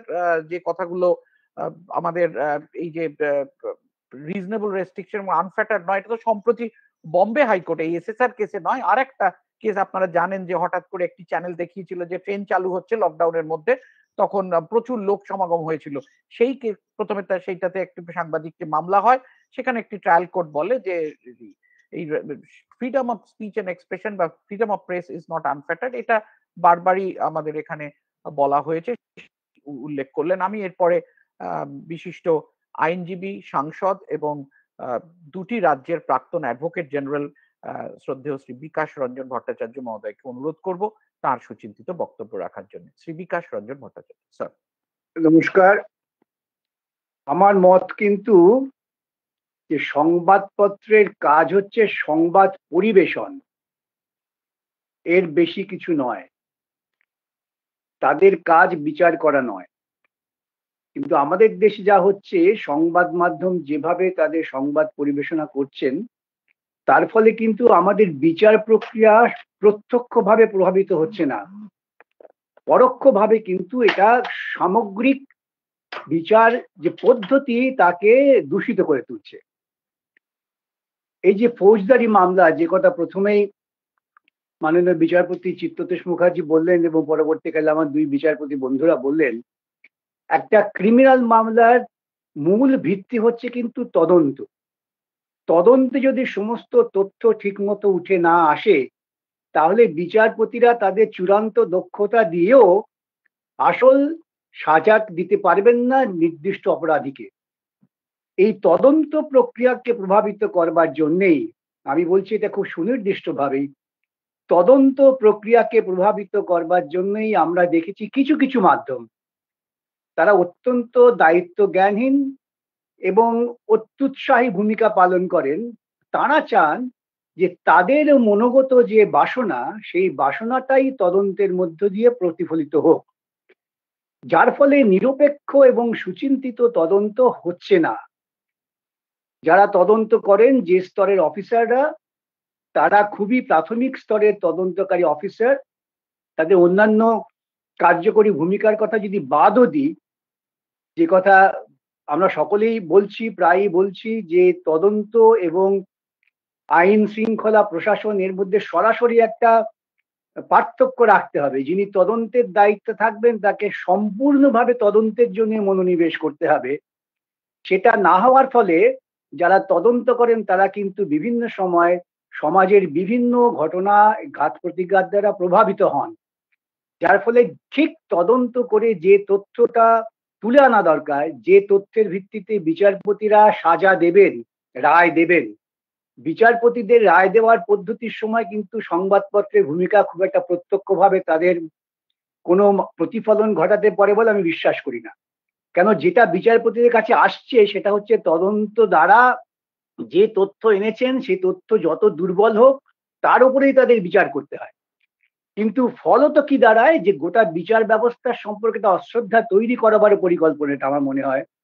সেই জন্য দেখবেন যে চূড়ান্ত অপরাধী যে সে হয়তো মুক্ত হয়ে যাচ্ছে, সাজা পাচ্ছে না, তার কারণ তদন্তে তার বিরুদ্ধে যে সমস্ত তথ্য আসা দরকার সেটা তদন্তকারীরা আনছেন না। বিচারপতি কিন্তু ময়দানে গিয়ে মাঠে নেমে কোনো তথ্য তুলে আনবেন না। সংবাদপত্র সেই জায়গায় দাঁড়িয়ে যে ভূমিকাটা পালন করেন তা হচ্ছে তদন্তকারীকে প্রভাবিত করেন, এবং তদন্তকারী যদি প্রভাবিত হয় স্বভাবতই আপনি জানবেন সেই প্রভাবটা থাকবে সমাজে যে শক্তিশালী অপরাধীরা মূলত আমাদের সমাজে তাদের বিভিন্ন রকম প্রভাব থাকে। দু চারজন একেবারে সাধারণ ক্রিমিনাল যারা গরিব গুরব ঘরের ছেলে তারা বাদ দিয়ে যে সমস্ত আলোচিত সমস্যা হয় তাতে দেখবেন অনেক শক্তিশালী গোষ্ঠীর, অনেক প্রভাবশালী গোষ্ঠী এর সঙ্গে যুক্ত থাকেন। তারা এই তদন্তকে প্রভাবিত করেন, এবং যদি প্রাথমিক স্তরে তদন্ত ভুল হয় বা তদন্ত যদি গোলমেলে তদন্ত করা হয় তাহলে বিচারপতির কিচ্ছু করার নেই। কেন, যে কথা বললেন জাস্টিস ব্যানার্জি, যে তাদের কাছে তো তথ্য চাই, তারা তথ্য তৈরি করবেন না, এবং যখন সেই তথ্যের ভিত্তিতে বিচার হলো সংবাদপত্র মাধ্যম কিন্তু তখন গোটা অভিযোগটা, দায়ভাগটা বিচারপতিদের কাঁধে চাপিয়ে দিলেন। যার ফলে সংবাদপত্রের স্বাধীনতা যদি অপব্যবহার করা হয়, যার মধ্য দিয়ে তদন্তকে প্রভাবিত করা হচ্ছে, তাহলে সংবাদপত্র তার চতুর্থ স্তম্ভের ভূমিকা পালন করলেন না। সংবাদপত্র, আবারও বলি, তার কাজ সংবাদ পরিবেশন করা। যদি মনে হয় যে কোনো একটি নির্দিষ্ট তথ্য তাদের কাছে আছে, যে তথ্যটা তদন্তের জন্য প্রয়োজনীয়, সেটা তারা নিশ্চয়ই পরিবেশন করতে পারেন। তদন্তকে সাহায্য করার জন্য ওই তথ্য দিয়ে বিচারপতি বিচার করবেন না। এই মৌলিক বিষয়টা আমাদের সংবাদ মাধ্যমের চেতনার মধ্যে আসা দরকার, তাদের উপলব্ধিতে আসা দরকার। এবং তারাই দুর্ভাগ্যজনকভাবে এখন এই আমাদের এই বৈদ্যুতিন মাধ্যমের প্রভাবে তারা তাদের গবেষণা করে ফেলছেন স্টুডিওতে বসে বসে। তারা নির্দিষ্ট মতামত দিয়ে দিচ্ছেন কোন আইন, সে আইনের কি কার্যকারিতা, কিভাবে তাকে প্রয়োগ করা হবে, কোন নির্দিষ্ট ঘটনার উপর, সেসবের মধ্যে না গিয়ে তারা তাদের একটা ভাষা মন্তব্য করে জনমানসে একটা ধোঁয়াশা তৈরি করছেন। যেই ধোঁয়াশাটা কিন্তু আমার মনে হয় সামাজিক অব্যবস্থাও তৈরি করছে। যদি আমরা আমাদের নির্দিষ্ট ভূমিকা, তার যে সীমারেখা, সেটাকে যদি আমরা বজায় রাখি তাহলে দেখবেন সমস্যা হবে না। যদি সংবাদপত্র বলে যে এমন একটা তথ্য এসেছে, যে তথ্য থাকলে পরে হয়তো তদন্ত ঠিকমতো হতে পারতো, তারা দেবেন। এই যেমন আমরা দেখেছি আজকাল স্টিং অপারেশন হচ্ছে, আমাদের এখানে দেখি স্টিং অপারেশনে কিছু মানুষ তারা টাকা নিচ্ছেন, যে সেটা তদন্ত করতে তদন্তকারীরা উৎসাহী নয়। সেক্ষেত্রে বিচারপতিরা বিচার করে তদন্ত করবার জন্য নির্দেশ দিতে পারেন, কিন্তু তার ভিত্তিতে এই যে আমি স্টিং এ দেখেছি অতএব ওকে ঝুলিয়ে দাও, সেটা বিচারপতিরা করতে পারেন না। সেই জন্য বিচারপতিরা সংবাদ মাধ্যমে নির্দিষ্ট খবর, যে খবর মনে হচ্ছে একটা তথ্য তারা উন্মোচন করেছেন, তার ভিত্তিতে বলেন তদন্ত হোক। এই তদন্তটা কিন্তু হবে নির্দিষ্ট আইন মেনে, এবং যে তদন্তের মধ্য দিয়ে আমরা প্রকৃত তথ্য আনতে পারবো, যার মধ্যে দিয়ে অপরাধীর সঙ্গে তার একটা সংযোগ খুঁজে বার করা যাবে। এটা না হলে পরে প্রকৃতপক্ষে আমরা কোনো বিচার ব্যবস্থাকে সাহায্য তো করছিই না, বরং এই সমস্ত চূড়ান্ত ব্যর্থতা তদন্তকারীদের এবং তাদের যে প্রভাবিত করার ফলে তদন্ত আসছে তার যে পরোক্ষ অভিঘাত সেটা গিয়ে পড়ছে বিচার ব্যবস্থার উপরে এবং মানুষের বিচার ব্যবস্থার প্রতি অনাস্থা তৈরি হচ্ছে। এটা একটা খুব খারাপ দিক গণতন্ত্রের পক্ষে এবং আমার মনে হয় সেই খারাপ কাজটা বুঝে হোক বা না বুঝে হোক একদল সংবাদপত্র করে ফেলছেন। এবং ব্যক্তিগতভাবে যে কথা আপনারা বললেন, আমি উদাহরণের মধ্যে যাব না, একজন ব্যক্তি মানুষের তার তো সর্বনাশ হয়ে গেল, তার বিরুদ্ধে এমন প্রচার শুরু হয়ে গেল সেই লোকটা রাস্তায় গিয়ে বেরোতে পারে না, রেস্তোরাঁয় গিয়ে খেতে পারে না, অন্য লোক দেখে বলবো ওই দেখ ওই লোকটা, এর বিরুদ্ধে টিভিতে আলোচনা হচ্ছিল। এই যে একটা সাংবিধানিক অধিকার একজন ব্যক্তি মানুষের, সেটাকেও সর্বনাশ করে দিচ্ছেন। এই সীমারেখাটা সাংবাদিকদের কাছে আমার একান্ত অনুরোধ যে আপনারা মনে রাখবেন যে সংবাদ পরিবেশন আর বিচার দুটো ভিন্ন স্তরের। বিচার করাটা কিন্তু অনেক কঠিন কাজ। সংবাদ পরিবেশন করে তা দিয়ে গরম চায়ের কাপে তুফান তৈরি করা সহজ, কিন্তু বিচার করে একজন মানুষকে নির্দিষ্টভাবে অপরাধী সাব্যস্ত করা এটা অনেক কঠিন কাজ। সেই কঠিন কাজটা করার দায়িত্ব আপনারা দয়া করে নেবেন না। সেই কাজের দায়িত্ব যারা নিয়েছেন তারা পালন করুন। যদি তারা পালনে ব্যর্থ হন তখন বলতে পারেন যে এই জায়গায় তাদের ব্যর্থতা। সেই ব্যর্থতাটা যদি আমরা নজরে আনতে পারি, নিঃসন্দেহে পরবর্তী সময়ে বিচারপতিরা সেগুলো সম্পর্কে আরো সচেতন হবেন। এই ভূমিকাটাই আমরা চাই, তদন্তকে নষ্ট করার ভূমিকা চাই না এবং ওই নষ্টকৃত তদন্তের উপর দাঁড়িয়ে রায় এবং সেই রায়কে আমরা অকারণে বিচারপতিদের ঘাড়ে দোষারোপ করতে চাই না। এই হচ্ছে আমার পরিষ্কার বক্তব্য। হুম হুম হুম স্যার, আপনাকে অনেক ধন্যবাদ এই আপনার বক্তব্যের জন্য। আপনি যে কথাগুলো বললেন এই কথাগুলো ট্রায়াল বাই মিডিয়ার ক্ষেত্রে এগুলো আলোচিত হয়। আপনি অত্যন্ত এই যুক্তিগুলো আপনি তুলে ধরেছেন। এখন এই যুক্তিগুলো বলা হয় যে তার সংবাদপত্রের স্বাধীনতা সেটা প্রভাবিত করবে কেন? সংবাদপত্রের মতো লিখবে, বিচার ব্যবস্থার মতো চলবে। কিন্তু বাস্তবে হয়তো কিছুটা যেটা আমরা দেখতে পাই যে আমরা বলা হয় যে যিনি বিচার করবেন তিনিও তো একজন এই সমাজেরই অন্তর্গত, তিনি প্রভাবিত হতে পারেন। এখন পারেন বা জুডিশিয়ারিটা কতটা রোবস্ট হবে যে সে প্রভাবিত হবেন না, বা এই যুক্তিগুলো দেখানো হয় দুদিকেই, নানা দিক থেকে এটা দেখানো হয়। এবং খবর প্রকাশের ক্ষেত্রে আপনি জানেন যে সাহারা মামলায় যেটা মাননীয় সুপ্রিম কোর্ট রায় দিয়েছিলেন যে যদি কেউ মনে করেন যে অভিযুক্ত যে না এইটার খবর প্রকাশ করা যাবে না, তাহলে ট্রায়াল কোর্টে, যে কোর্টে মামলাটা চলছে সেই কোর্টকে 2 দিনের জন্য, 4 দিনের জন্য বা একটা নির্ধারিত সময়ের জন্য সেই মামলার প্রতিবেদন প্রকাশ করা যাবে না, এরকম একটা নির্দেশ দেওয়া আছে। কিন্তু সামগ্রিকভাবে কোর্ট রিপোর্টিং এর উপরে একাধিক আপনি জানেন কনস্টিটিউশন বেঞ্চ হয়েছে, কিন্তু কোনো এথিক্স বা এই ব্যাপারে কোনো চূড়ান্ত নীতিমালা মহামান্য আদালত করতে চাননি। এটাই বলা হয় যে সংবাদপত্রের স্বাধীনতা ধরে নেওয়া হয় যে তারা তাদের মতো করে বলবে, বিচার ব্যবস্থার মতো করে চলবে। আপনি যে কথাটা বললেন এটা ঠিকই যে বিচারের যে কাঠামোটা যেভাবে এগোয় ধাপে ধাপে আর সংবাদপত্র যেটা লেখে দুটোর আলাদা বিষয়। তার প্রধান কথাটাই হলো তদন্ত এবং বিচার, এটা একটা সাংবিধানিক স্বীকৃতি আছে। আর সংবাদপত্র গণমাধ্যম যে কথাগুলো বলে সেগুলো তারা নিজস্ব ইনভেস্টিগেটিভ জার্নালিজম বলে। মূলত ট্রায়াল বাই মিডিয়ার সঙ্গে বিরোধ হচ্ছে ইনভেস্টিগেটিভ জার্নালিজমের। এটা আপনি খুব সুন্দরভাবে তুলে ধরেছেন। আমার মনে হয় আমি বোধহয় কিছু, বিচারপতি বন্দ্যোপাধ্যায় বোধহয় একটু কিছু বলতে চান। স্যার আপনি যদি একটু বলেন, তারপরে আমি অধ্যাপক মৃণাল চ্যাটার্জির কাছে। আমি ঠিক সে কথা বলিনি যে ইনভেস্টিগেটিভ জার্নালিজম। আমি যেটা বলতে চাই হলো বিকাশ বাবু কিন্তু ইনভেস্টিগেটিভ জার্নালিজম সম্বন্ধে কিছু বলেননি। ইনভেস্টিগেটিভ জার্নালিজমের অন্য জিনিস। আমরা কিন্তু কনসেন্ট্রেট করছি ট্রায়াল বাই মিডিয়া, যে মামলা বিচারাধীন সেই মামলা কিভাবে সংবাদপত্র বা সংবাদ মাধ্যম তার উপর কিভাবে রিপোর্টিং করেন। ইনভেস্টিগেটিভ জার্নালিজম একটা অত্যন্ত গুরুত্বপূর্ণ জিনিস, সেটা সাংবাদিকদের অধিকার, সেটা করা উচিত, সে সম্বন্ধে কিন্তু কোনো আলোচনাই হয়নি। স্যার আমার যদি বুঝতে ভুল হয়ে থাকে আমি ক্ষমা চাইছি, কিন্তু আমি যে প্রেক্ষিতে এই কথাটা তুলেছি স্যার, আপনি আমায় সংশোধন করে দেবেন পুনরায়। সেটা হচ্ছে, ধরুন আমি একটা উদাহরণ দিয়ে বলছি যে একটা লোককে পুলিশ তাকে ধরে নিয়ে এলো, এবার তার বেল হবে কি হবে না, তার দেখা যাচ্ছে হয়তো আইনগত দিক থেকে যেটা পুলিশ যা দিয়েছে বা সার্কামস্টান্সিয়াল এভিডেন্স, তার বেল হওয়া উচিত এবং যে ধারায় তাকে দিয়েছে তারা বেল হতেও পারে নাও হতে পারে, এরকম একটা যেখানে জায়গা রয়েছে, সেখানে যদি গণমাধ্যম এমন ভাবে বলতে থাকে যে ওই দোষী ওই দোষী ওই দোষী, এটা বলা হয় অনেক সময়, যে তখন বিচারক ভাববেন যে বাবা বেল দেওয়ার থেকে তাকে বেল না দিলে হয়তো আমাকে সমাজে অন্তত আমাকেও তো বিচার ব্যবস্থার বা আমার ব্যক্তিগত স্নেহাশিস বাবু আপনি যথেষ্ট অভিজ্ঞ এবং আপনার কিন্তু অনেক দিনের সংবাদ মাধ্যমে কাজ করে আপনার অভিজ্ঞতা আছে।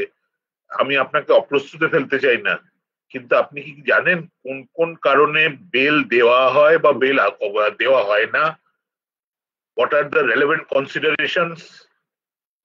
সে দোষী আলটিমেটলি হতে পারে কিনা তার সঙ্গে কিন্তু বেলের কোনো সম্পর্কই নেই। সুতরাং একটা মানে কিচ্ছু মনে করবেন না, আপনাকে আমি অপ্রস্তুতে ফেলতে চাই না, কিন্তু আগে জানতে হয় কি বিষয়। বেল আর ট্রায়াল কমপ্লিটলি ডিফারেন্ট। বেল কেন দেয়া হবে সে হয়তো কোর্ট ভেবেই নিচ্ছে প্রাইমা ফেসি সে তার কনভিকশন হবে, তবুও সে বেল পেতে পারে, কারণ বেল দেবার যে রুলস রয়েছে বা যে প্যারামিটার্স তার সঙ্গে কিন্তু ট্রায়ালের বা তার কনভিকশনের কোনো সম্পর্ক নেই। সুতরাং এই জিনিসগুলো জানা উচিত আগে। জাস্ট বিকজ মনে হচ্ছে সে দোষী সাব্যস্ত হবে তার মানে বেল অগ্রাহ্য হবে, এটা নয়। স্যার আপনাকে অনেক ধন্যবাদ। এটা তো নিশ্চয়ই আমাদের যদি জানার, এটা দীর্ঘদিন হলেও আমাদের যদি জানার ফারাক থাকে, আপনি নিশ্চয়ই এই জন্যই তো আজকের এই আলোচনা, হয়তো আপনি এই জানাটা আপনি আমাকে সচেতন করে দিলেন। আমি ভবিষ্যতে নিশ্চয়ই, আমি যেটা বলতে চাইছিলাম যে প্রভাব হচ্ছে কি প্রভাব হচ্ছে না সেইটা নিয়ে। স্যার আমি যদি ভুল বলে, সেই জন্য আমি প্রথমেই বলে নিয়েছি যে যদি বলতে গিয়ে কোনো ভুল হয় নিশ্চয়ই স্যার সংশোধন করে দেবেন। আইনটা আপনাদের বিষয়, আমাদের বিষয় নয়, এবং এই ভুল ধারণাগুলো যাতে চলে যায় সেজন্যই আমাদের আলোচনা। একটা জিনিস বলে দিই, আইনটা কিন্তু খালি বিচারকদের বিষয় না, আইনটা সবাইকার বিষয়। আইনটা সবাইকার বিষয়, সবাইকার সচেতন হওয়া উচিত। আইনটা একা বিচারকদের বিষয় নয়। এবং আপনি যেটা বললেন, আমরা বিচারকরাও ভুল করি এবং আমাদেরও নিজেদের সংশোধন করা উচিত। আমাদেরও আপিলে সেটা খারিজ হয়ে যায়, আমাদেরও আপিলে সেটা অনেক সময় অন্যরকম রায় হয়। সুতরাং কেউই যে ঠিক সবসময় তা নয়, কিন্তু যে কাজটা আমরা করতে যাচ্ছি বা যেটা আমরা বলবো বা যার উপর মন্তব্য করব তার ওপর কিন্তু আমাদের সেই জ্ঞানটা হওয়া উচিত, সেই পড়াশোনাটা থাকা উচিত যে এটা কি জন্য হতে পারে, এটা কি কারণে হতে পারে। সেইটা না করে যদি আমরা দুম করে একটা মন্তব্য করে দিলাম, সেটা কিন্তু বাঞ্ছনীয় নয়। এই দায়বদ্ধতাটা কিন্তু জার্নালিস্টদের আছে টু দ্য রিডার্স। স্যার নিশ্চয়ই নিশ্চয়ই স্যার, যদি আমার অনিচ্ছাকৃত কোনো ত্রুটি হয়ে থাকে আমি মার্জনা চাইছি। আমি মূল প্রেক্ষিতটা বোঝালাম স্যার, আপনি সংশোধন করে দিয়েছেন, আমি কৃতজ্ঞ আপনার কাছে। বিকাশ বাবু কি কিছু বলবেন না? আমি অধ্যাপক স্যার মনিদীপা বলা বলে দিয়েছি, আমাদের কথা মানুষ শুনছেন, তারা নিশ্চয়ই বিচার করবেন। স্যার মনিদীপাকে জাস্টিস যদি ক্যামেরা শেয়ার করতে বলেন এবং মনিদীপা দিকে যদি ক্যামেরাটা শেয়ার করতে। হ্যাঁ, মনিদীপা বন্দ্যোপাধ্যায় আমাদের মধ্যে যোগ দিয়েছেন। মনিদীপা আপনি যদি একটু ক্যামেরাটা অন করেন, আর মাননীয় বিচারপতি চিত্ততোষ মুখোপাধ্যায় যদি একটু আপনার ক্যামেরাটা স্যার সম্ভব হয় যদি অন করার, বোধহয় আপনার কিছু সংযোগের যদি সমস্যা হয়ে থাকে তাহলে আলাদা কথা। আমি এই তো আমি এবার অধ্যাপক ডক্টর মৃণাল চট্টোপাধ্যায়কে অনুরোধ করছি। তিনি কিন্তু তার অর্ধেক পেশা জীবন সাংবাদিকতা করেছেন এবং অর্ধেক পেশা জীবনে তিনি সাংবাদিকতার অধ্যাপক, ফলে তিনি দুটো দিক থেকেই বলতে পারবেন বলে আমাদের আশা। অধ্যাপক মৃণাল চট্টোপাধ্যায়, এবং সঙ্গে সঙ্গে মনিদীপাকেও স্বাগত জানাচ্ছি। মনিদীপা বন্দ্যোপাধ্যায় বিশিষ্ট সাংবাদিক আমাদের মধ্যে যোগ দিয়েছেন। মনিদীপা দেরিতে হলেও আসার জন্য ধন্যবাদ। অধ্যাপক মৃণাল চট্টোপাধ্যায়। আমরা এতক্ষণ যা আলোচনা হয়েছে, যেটা আমরা জানলাম, তা হচ্ছে গণমাধ্যম মোটামুটি দুরকম বায়াস সৃষ্টি করতে পারে।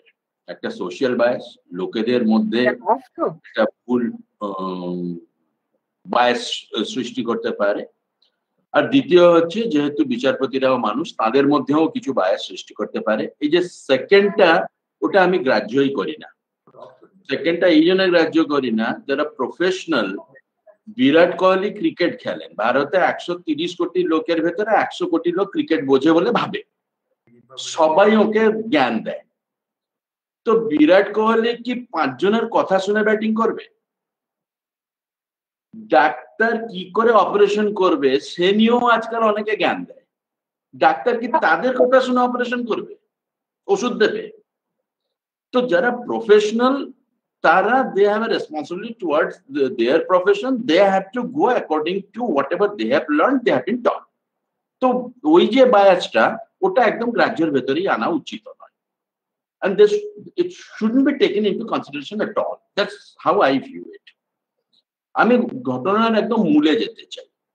এই যে ট্রায়াল বাই মিডিয়া হচ্ছেই কেন,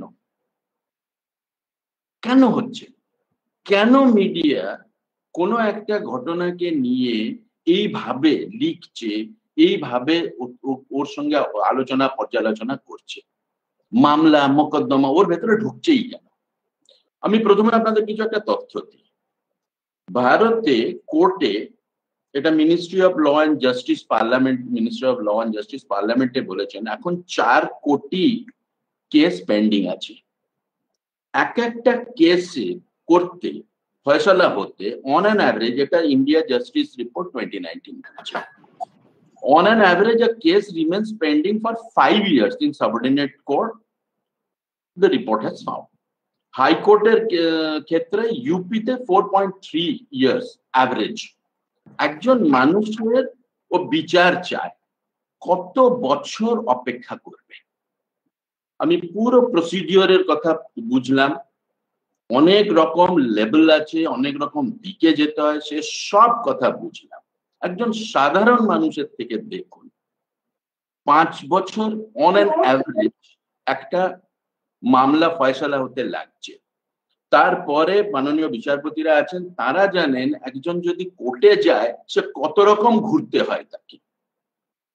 পুলিশের কথায় আসি, জাস্টিস ডিসপেন্সিং সিস্টেমে তো দুজন বড় স্টেক হোল্ডার, একজন হচ্ছেন বিচার, আরেকজন হচ্ছেন পুলিশ, যেটা বিকাশ বাবু বেশ সুন্দরভাবে বুঝিয়ে বললেন।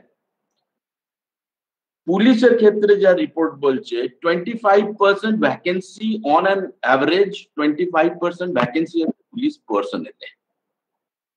পুলিশ রিফর্ম হয়নি, কত কাল হলো।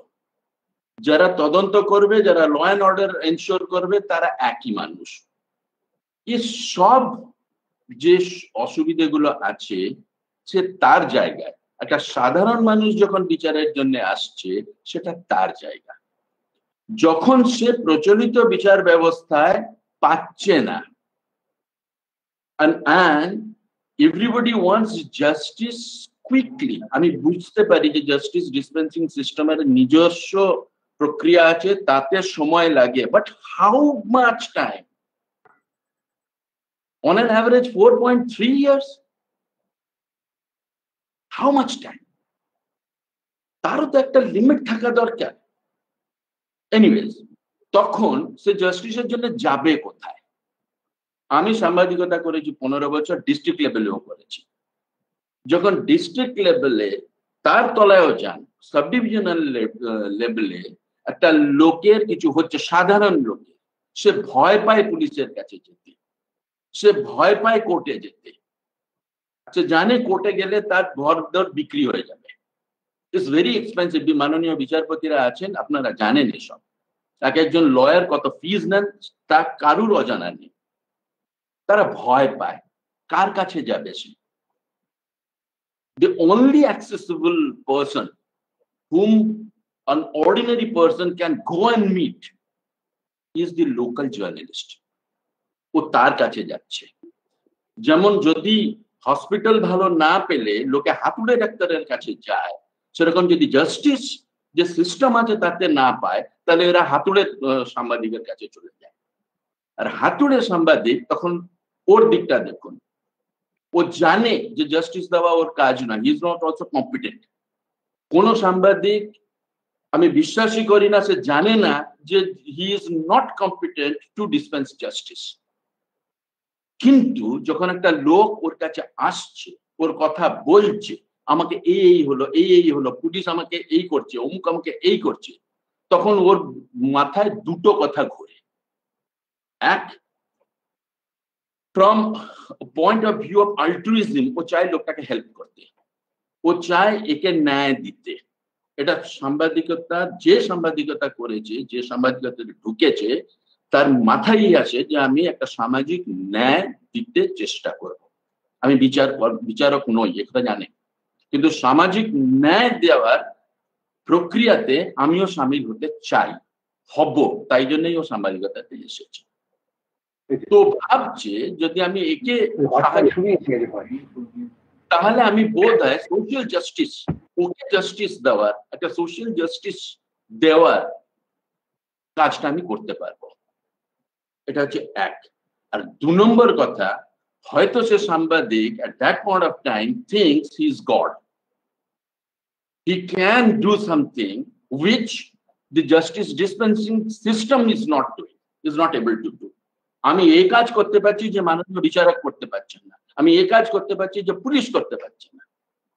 I am God. বোধ হয় এই সেন্সটাও ওদের ভেতরে ঢুকে আসে। এটা কতটা ঢুকবে, কিভাবে ঢুকছে বলতে পারবো না, কিন্তু হয়তো এই দুটোই ধারণা ভেতরে ঢুকছে। তাই জন্যে এই ট্রায়াল বাই মিডিয়াতে সাংবাদিকরা বিচারকের জায়গাতে ঢুকে পড়তে চেষ্টা করছে। আরেকটা কথা বলি, দিল্লিতে একটা সংস্থা হয়ে আছে, ইনস্টিটিউট অফ পারসেপশন স্টাডিজ। ওরা একটা স্টাডি করলেন রিসেন্টলি, এই সুশান্ত সিং রাজপুত কেসে, রিয়া চৌধুরী, সুশান্ত সিং রাজপুত, এই কেসগুলোকে নিয়ে ওরা একটা স্টাডি করলেন।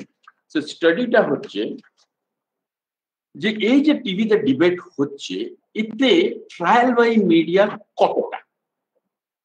তো এর টোটাল রিপোর্টটা নেটেই আছে, আপনারা চাইলে দেখতে পারেন।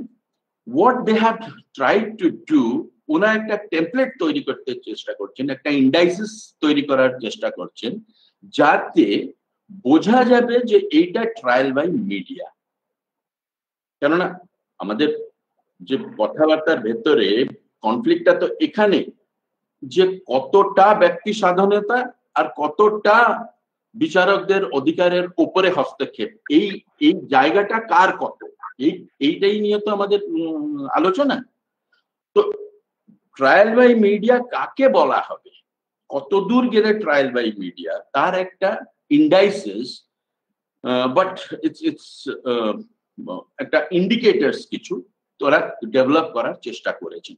এই টোটাল জিনিসটা নেটে আছে, এটা একটা ইন্টারেস্টিং স্টাডি ওনারা করেছেন, এটাও দেখা যেতে পারে।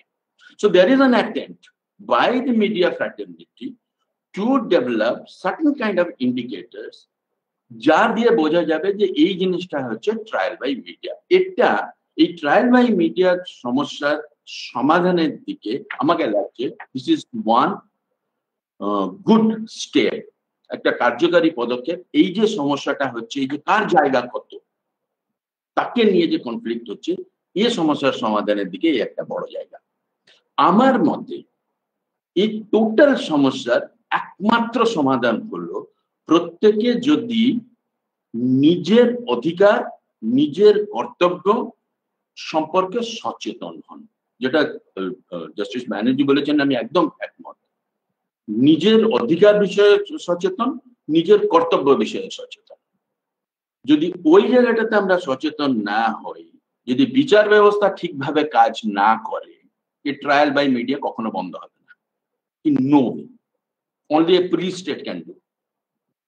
যদি জাস্ট পুলিশ তার কাজ না করে, বিচার ব্যবস্থা ভেঙে পড়বে, যে সিস্টেমে আমরা আছি। তো every player in the entire justice dispensation system has to play by rule and play efficiently, otherwise এটা চলতেই থাকবে।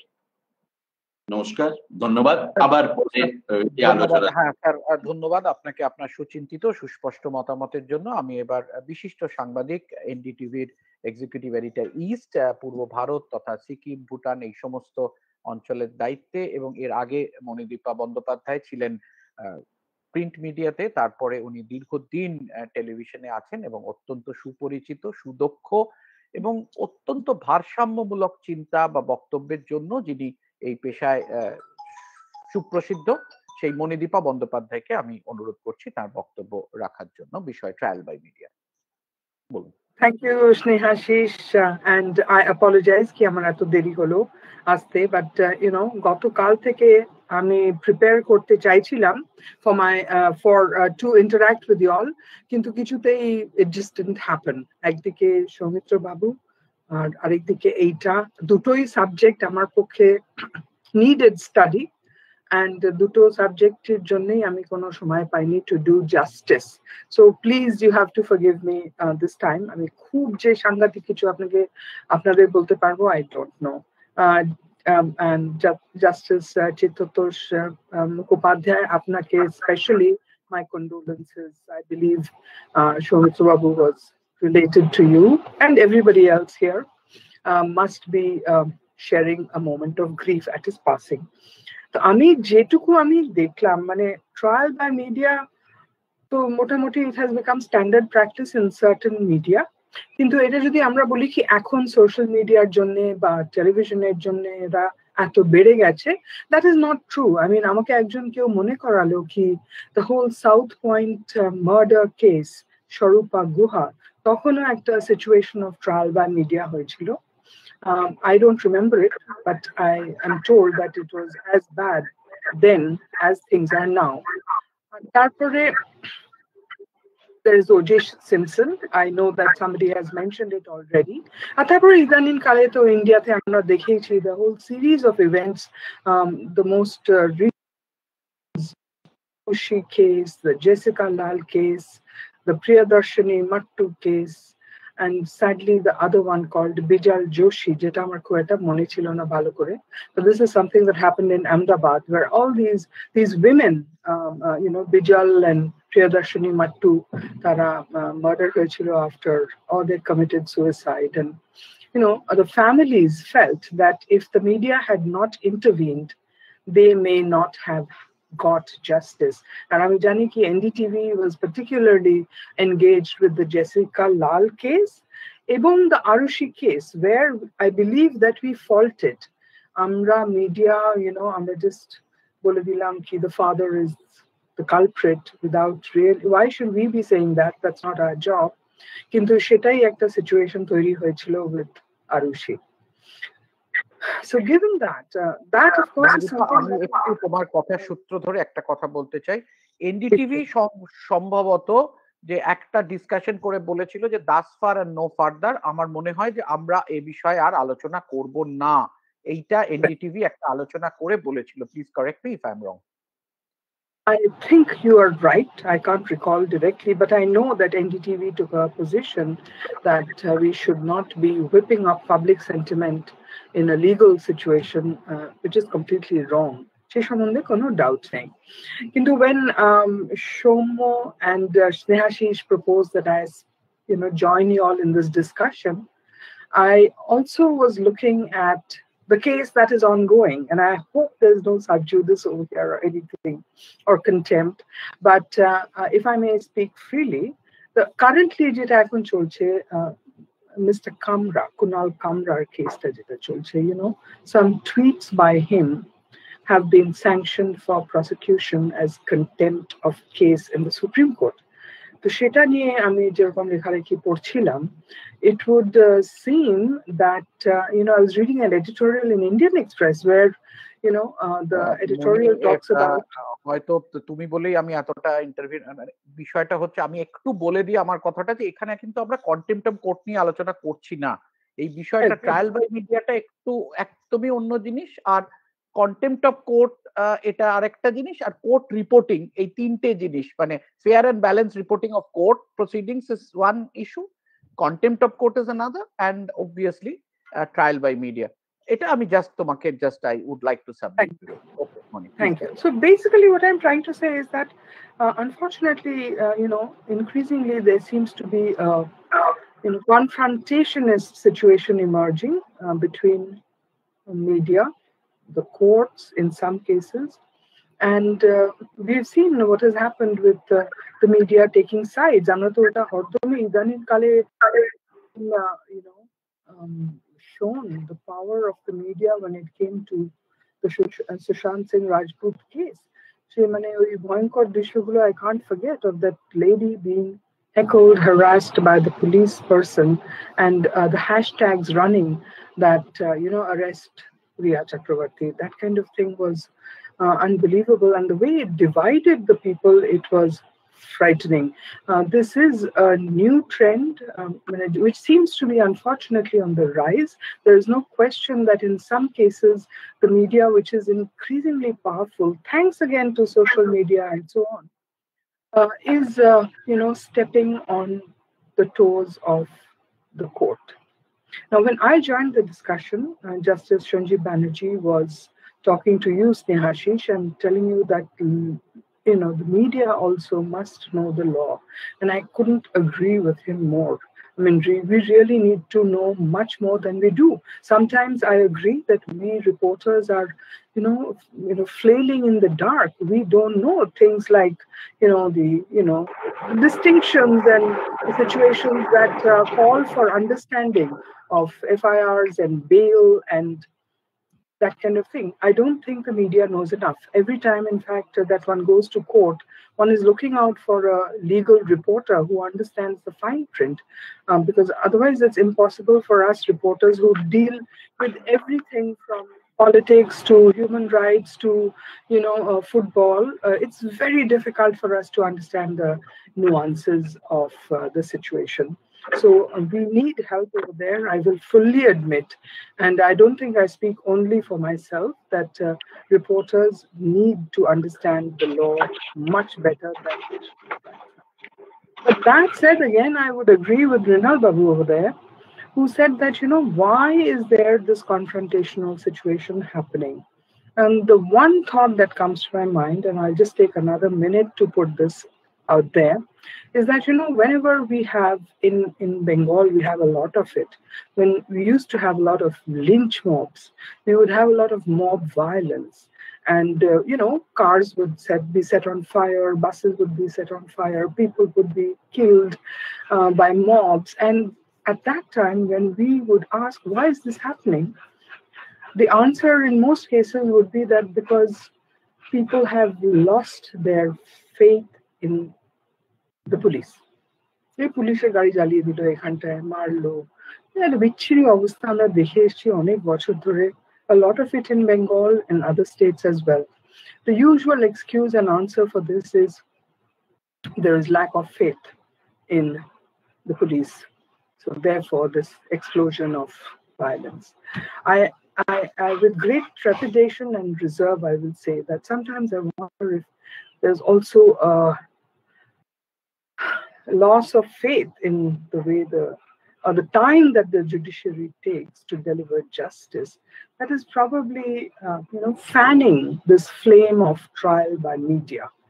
I mean, if we got justice at reasonable pace, if convictions were clear and quick, or at least within a reasonable framework of time, perhaps the media would lose its teeth when it came to trial by media. And we must understand that we are also dealing with interest groups in every quarter. If I may be so frank, Mr. Arnab Goswami gets bail, and we have the whole government tweeting about it. So, it's hard to miss something like that there are interest groups which are at work from every side. We can only look at the courts for justice in these situations. So I'm afraid that the justice system already, hugely overworked, will have to do much, much more to ensure that the media does not tread on its toes. And on the media side, I strongly believe that we should all get a crash course in the Constitution and the legal framework. Thank you. I'm not going to put my foot any further in my mouth. Thank you very much for your, and I apologize once again for being so late to join this. Sir, definitely, Justice Banerjee বলবেন sir. আমি sir আপনি বলুন. May I just, in the same breath that Monideepa left off, sorry, madam, to address you by first name, but please. We were colleagues at one point of time at the Telegraph. And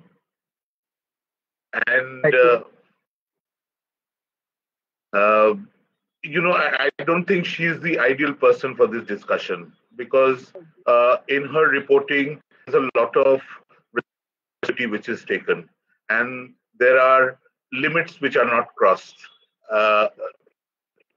We got someone much more, rabid and excitable. The other thing is, Madam, apropos you're saying that we have a wonderful judicial academy in Calcutta now. And on behalf of the High Court, I extend an invitation to journalists. We can sit and across the table discuss issues, discuss matters where you will understand the problems. I'm so pained to hear an academic speaking of the delay in the system without recognizing that we function at less than 1/10 our strength. I agree. I'm pained at that. You talk of the police, the population police ratio over here is one of the worst in the world. And despite that, the police does a fantastic work. Now, as journalists, we don't see articles talking about the judge population ratio, the police population ratio, because they won't sell.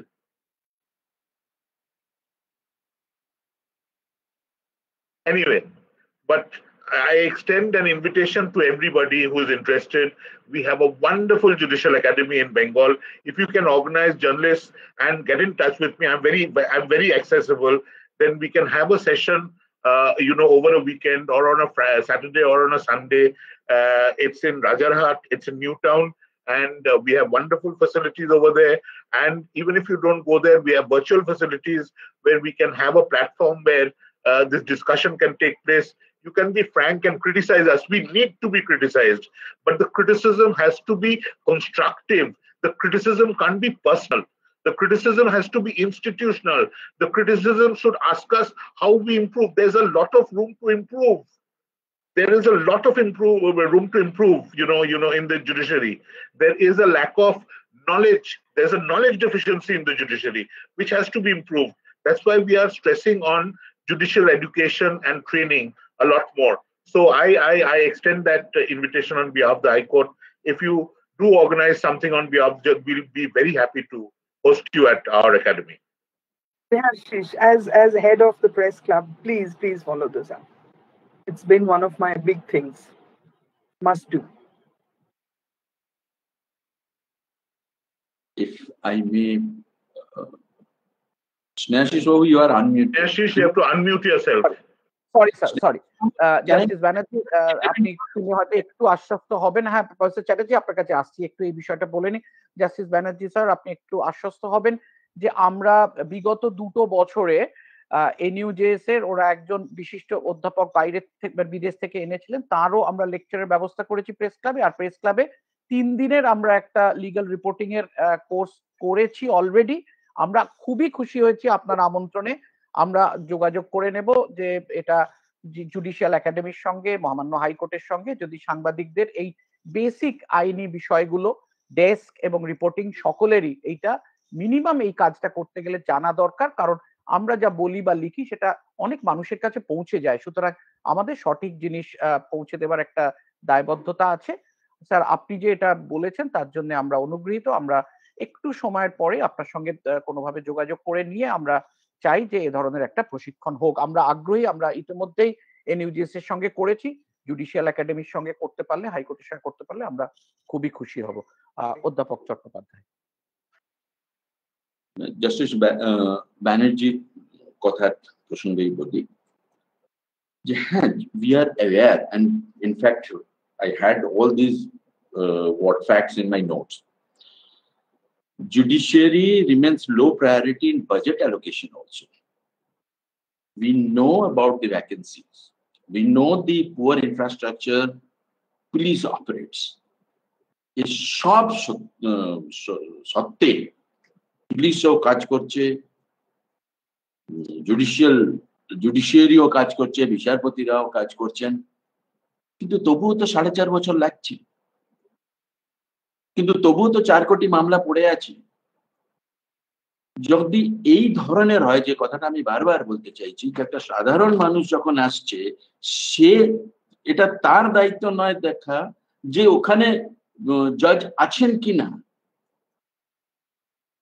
So that is the point that I am trying to make. This has to be a collective responsibility of everybody, including the journalists, including from within judiciary, including the MPs, MLAs, everyone. Namaskar. Thank you sir. Justice Soumen Sen মহোদয় আছেন কিনা আমি বুঝতে পারছি না। হ্যাঁ, চট্টোপাধ্যায়, আমি একটা কথা আপনি এটা বলেছেন স্যার, যেটা আপনার ক্যামেরাটা অন আছে কি স্যার? হ্যাঁ, ক্যামেরা অন আছে, অন আছে। আচ্ছা আচ্ছা স্যার, ঠিক আছে ঠিক আছে। আমি সবাইকে দেখতে পাচ্ছি স্যার। স্যার ঠিক আমি আমার শোনা যাচ্ছে? চট্টোপাধ্যায়, আপনি ইন্দ্রজিতের মতন হয়ে গেছেন, আপনি দেখতে পাচ্ছেন, আমরা আপনাকে দেখতে পাচ্ছি। মিস্টার চট্টোপাধ্যায়, আপনি বোধহয় যে অ্যাংজাইটিটা এক্সপ্রেস করেছেন আমার সহোদর জাস্টিস বন্দ্যোপাধ্যায়, সেটাকে হয়তো ঠিক আপনি অ্যাড্রেস করতে, হয়তো আপনি সেখানে একটা কোথাও বোধহয় ত্রুটি হচ্ছে বোঝার। ব্যাপারটা হচ্ছে কিন্তু আজকে যেটা আমরা বিচারক হিসাবে ফিল করি বা বিচার ব্যবস্থা নিয়ে যেটা ফিল করি, সেটা হচ্ছে যে আজকে আপনি যদি সংবাদপত্রের মাধ্যম, যে কোনো সংবাদপত্র বা বৈদ্যুতিক মাধ্যম যেটাই বলুন, সেটাতে যে আলোচিত যে বিষয়বস্তুগুলো হয়, তার মধ্যে কিন্তু বিচার ব্যবস্থা নিয়ে আলোচনা 1% হয় কিনা আমার সন্দেহ। এবং আজকে যেহেতু জাস্টিস বন্দ্যোপাধ্যায় উনি আমাদের এখন একদম সিনিয়র মোস্ট জাজ, উনি জানেন, আমারও কিছু কিছু এক্সপিরিয়েন্স থেকে আমরা জানি যে আপনারা কেউ কোনোদিন সংবাদ মাধ্যম থেকে কোনো হোমস গুলোকে ভিজিট করেছেন, দেখেছেন কোনো কোর্টের কি ইনফ্রাস্ট্রাকচার আছে তা নিয়ে কোনো রিপোর্ট হয়েছে? আমাদের সাথে জার্নালিস্টে যখন কথাবার্তা আমরা বলি যে দেখুন আপনারা কোর্টগুলোকে ভিজিট করুন, দেখুন আমাদের কি ইনফ্রাস্ট্রাকচারের মধ্যে কি করে একটা সিএম, একটা সিজিএম, একটা এসিজিএম, একটা সিভিল জাজ এরা ফাংশন করে।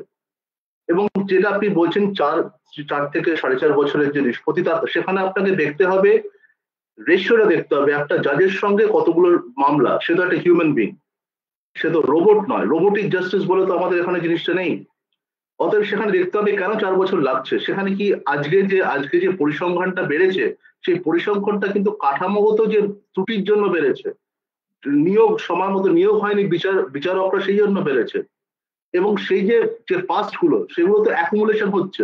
অ্যাকুমুলেশন হতে হতে আপনি আজকে ফিগারটা দিচ্ছেন, কিন্তু এর যদি মূল কারণে আমাদের যেতে হয়, তাহলে দেখতে হবে যে যেখানে আপনি নিজেই বললেন যে আমাদের বিচার ব্যবস্থার জন্য ন্যূনতম বাজেটারি স্যাংশন, আমাদের সাপোর্ট স্টাফের অভাব, আমাদের ইনফ্রাস্ট্রাকচারাল ফেসিলিটিস অভাব, তার মধ্যে আমাদেরকে এই বিচারটা করতে হচ্ছে।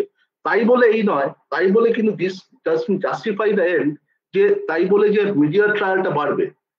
মিডিয়া এখানে কেউ কিন্তু কারোর সাথে কোনো সংঘাত নেই, সংঘাতটা এখানে কোথাও নেই। আমাদের বক্তব্যটা হচ্ছে বিচারক হিসাবে চট্টোপাধ্যায় হয়তো বলেছেন যে বিচারক ব্যক্তি হিসাবে প্রভাবিত হবে না, নিশ্চয়ই হবে না, একদম কারেক্ট। আমার হয়তো যেটা বক্তব্যটা সেটা হয়তো আমি পরিষ্কার করে বলতে পারিনি। আমি এটা বলার চেষ্টা করেছিলাম, সেটা হচ্ছে আজকে যদি আপনি বিশ্বে আপনি স্ট্যাটিস্টিক্স নেন, তাহলে দেখবেন অনেক জায়গায় বিচার ব্যবস্থাকে প্রভাবিত করেছে মিডিয়া ট্রায়াল। তার মানে কি, একটা বিচারক সে ব্যক্তি হিসাবে প্রভাবিত হয়েছে। পরবর্তী ক্ষেত্রেও দেখা যাবে যে সেই ট্রায়ালের নিষ্পত্তি নিয়ে জনমানসে অতটা সংশয় রয়ে গেছে, হয়তো ল্যাক অফ এভিডেন্সের জন্য হতে পারে, ত্রুটিপূর্ণ নথি পেশের জন্য হতে পারে, ইনভেস্টিগেশন প্রপার হয়নি। এবং সেখানে অনেক সময় আমরা দেখেছি যে of course investigative journalism is very, there is nothing to do with trial by media, কিন্তু তার একটা গার্বে করে আমরা বলার চেষ্টা করছি, আমরা কি নিচ্ছি, আমরা একটা বলছি না এটা তো part of my investigative journalism. No, media trial and investigative journalism are completely two separate things. কিন্তু যখন একটা জায়গায় কোথাও আটকে যাচ্ছি, তখন মিডিয়া থেকে প্রশ্ন হচ্ছে না আমার ইনভেস্টিগেশনটা তুমি আটকে দিচ্ছ। তো যেই কারণে বাক স্বাধীনতা, যেটা আমি বলার চেষ্টা করেছিলাম, কোর্ট সেখানেই মিডিয়াকে প্রিভেন্ট করেছে, যেখানে দেখা গেছে, এবং ইউকে কোর্ট যে পরিপ্রেক্ষিতে আমি কন্টেম্প্ট অফ আদালত অবমাননার কথা বলেছিলাম, সেই কারণটা হচ্ছে গিয়ে কি, দেখতে হবে একটা সাবস্টেনশিয়াল প্রেজুডিস, ফেয়ার ট্রায়াল। একটা যে কোনো সংবিধানে, বিশেষ করে আমাদের সংবিধানে কিন্তু ফেয়ার ট্রায়াল ইজ এ সিনে qua non, এটা প্রত্যেক মানুষের অধিকার। সে জানলো না, তার বিচার হয়ে গেল, বিচার হয়ে তাকে দোষী সাব্যস্ত করে দিল, কিন্তু 4 বছর পরে সে মুক্ত হয়ে বেরিয়ে এলো, কিন্তু মুক্ত হয়ে বিহঙ্গ হতে পারলো না সে। তার পেছনে কিন্তু ধরা করছে যে তাকে ধরা হয়েছিল 4 বছর আগে, সে দোষী। অতএব সেখানে একটা খুব রেসপন্সিবিলিটি হয়ে গেছে যার মিডিয়া, সেখানে মন্তব্যটা করছেন, কারণ আপনাদের সংবাদপত্রটা সবাই পড়বে বা বৈদ্যুতিক যাই হোক, যে কোনো টিভি চ্যানেল হোক, মানুষ বেশি পরিমাণে দেখছে, কিন্তু কোর্টে কি হচ্ছে বা তার কি রিপোর্টিং হচ্ছে সেটা তো মুষ্টিমেয় লোক দেখছে, বা যেভাবে যখন সংবাদ মাধ্যম সেটাকে মনে করছে সেটা বলা উল্লেখ করছে, এবং সব অনেক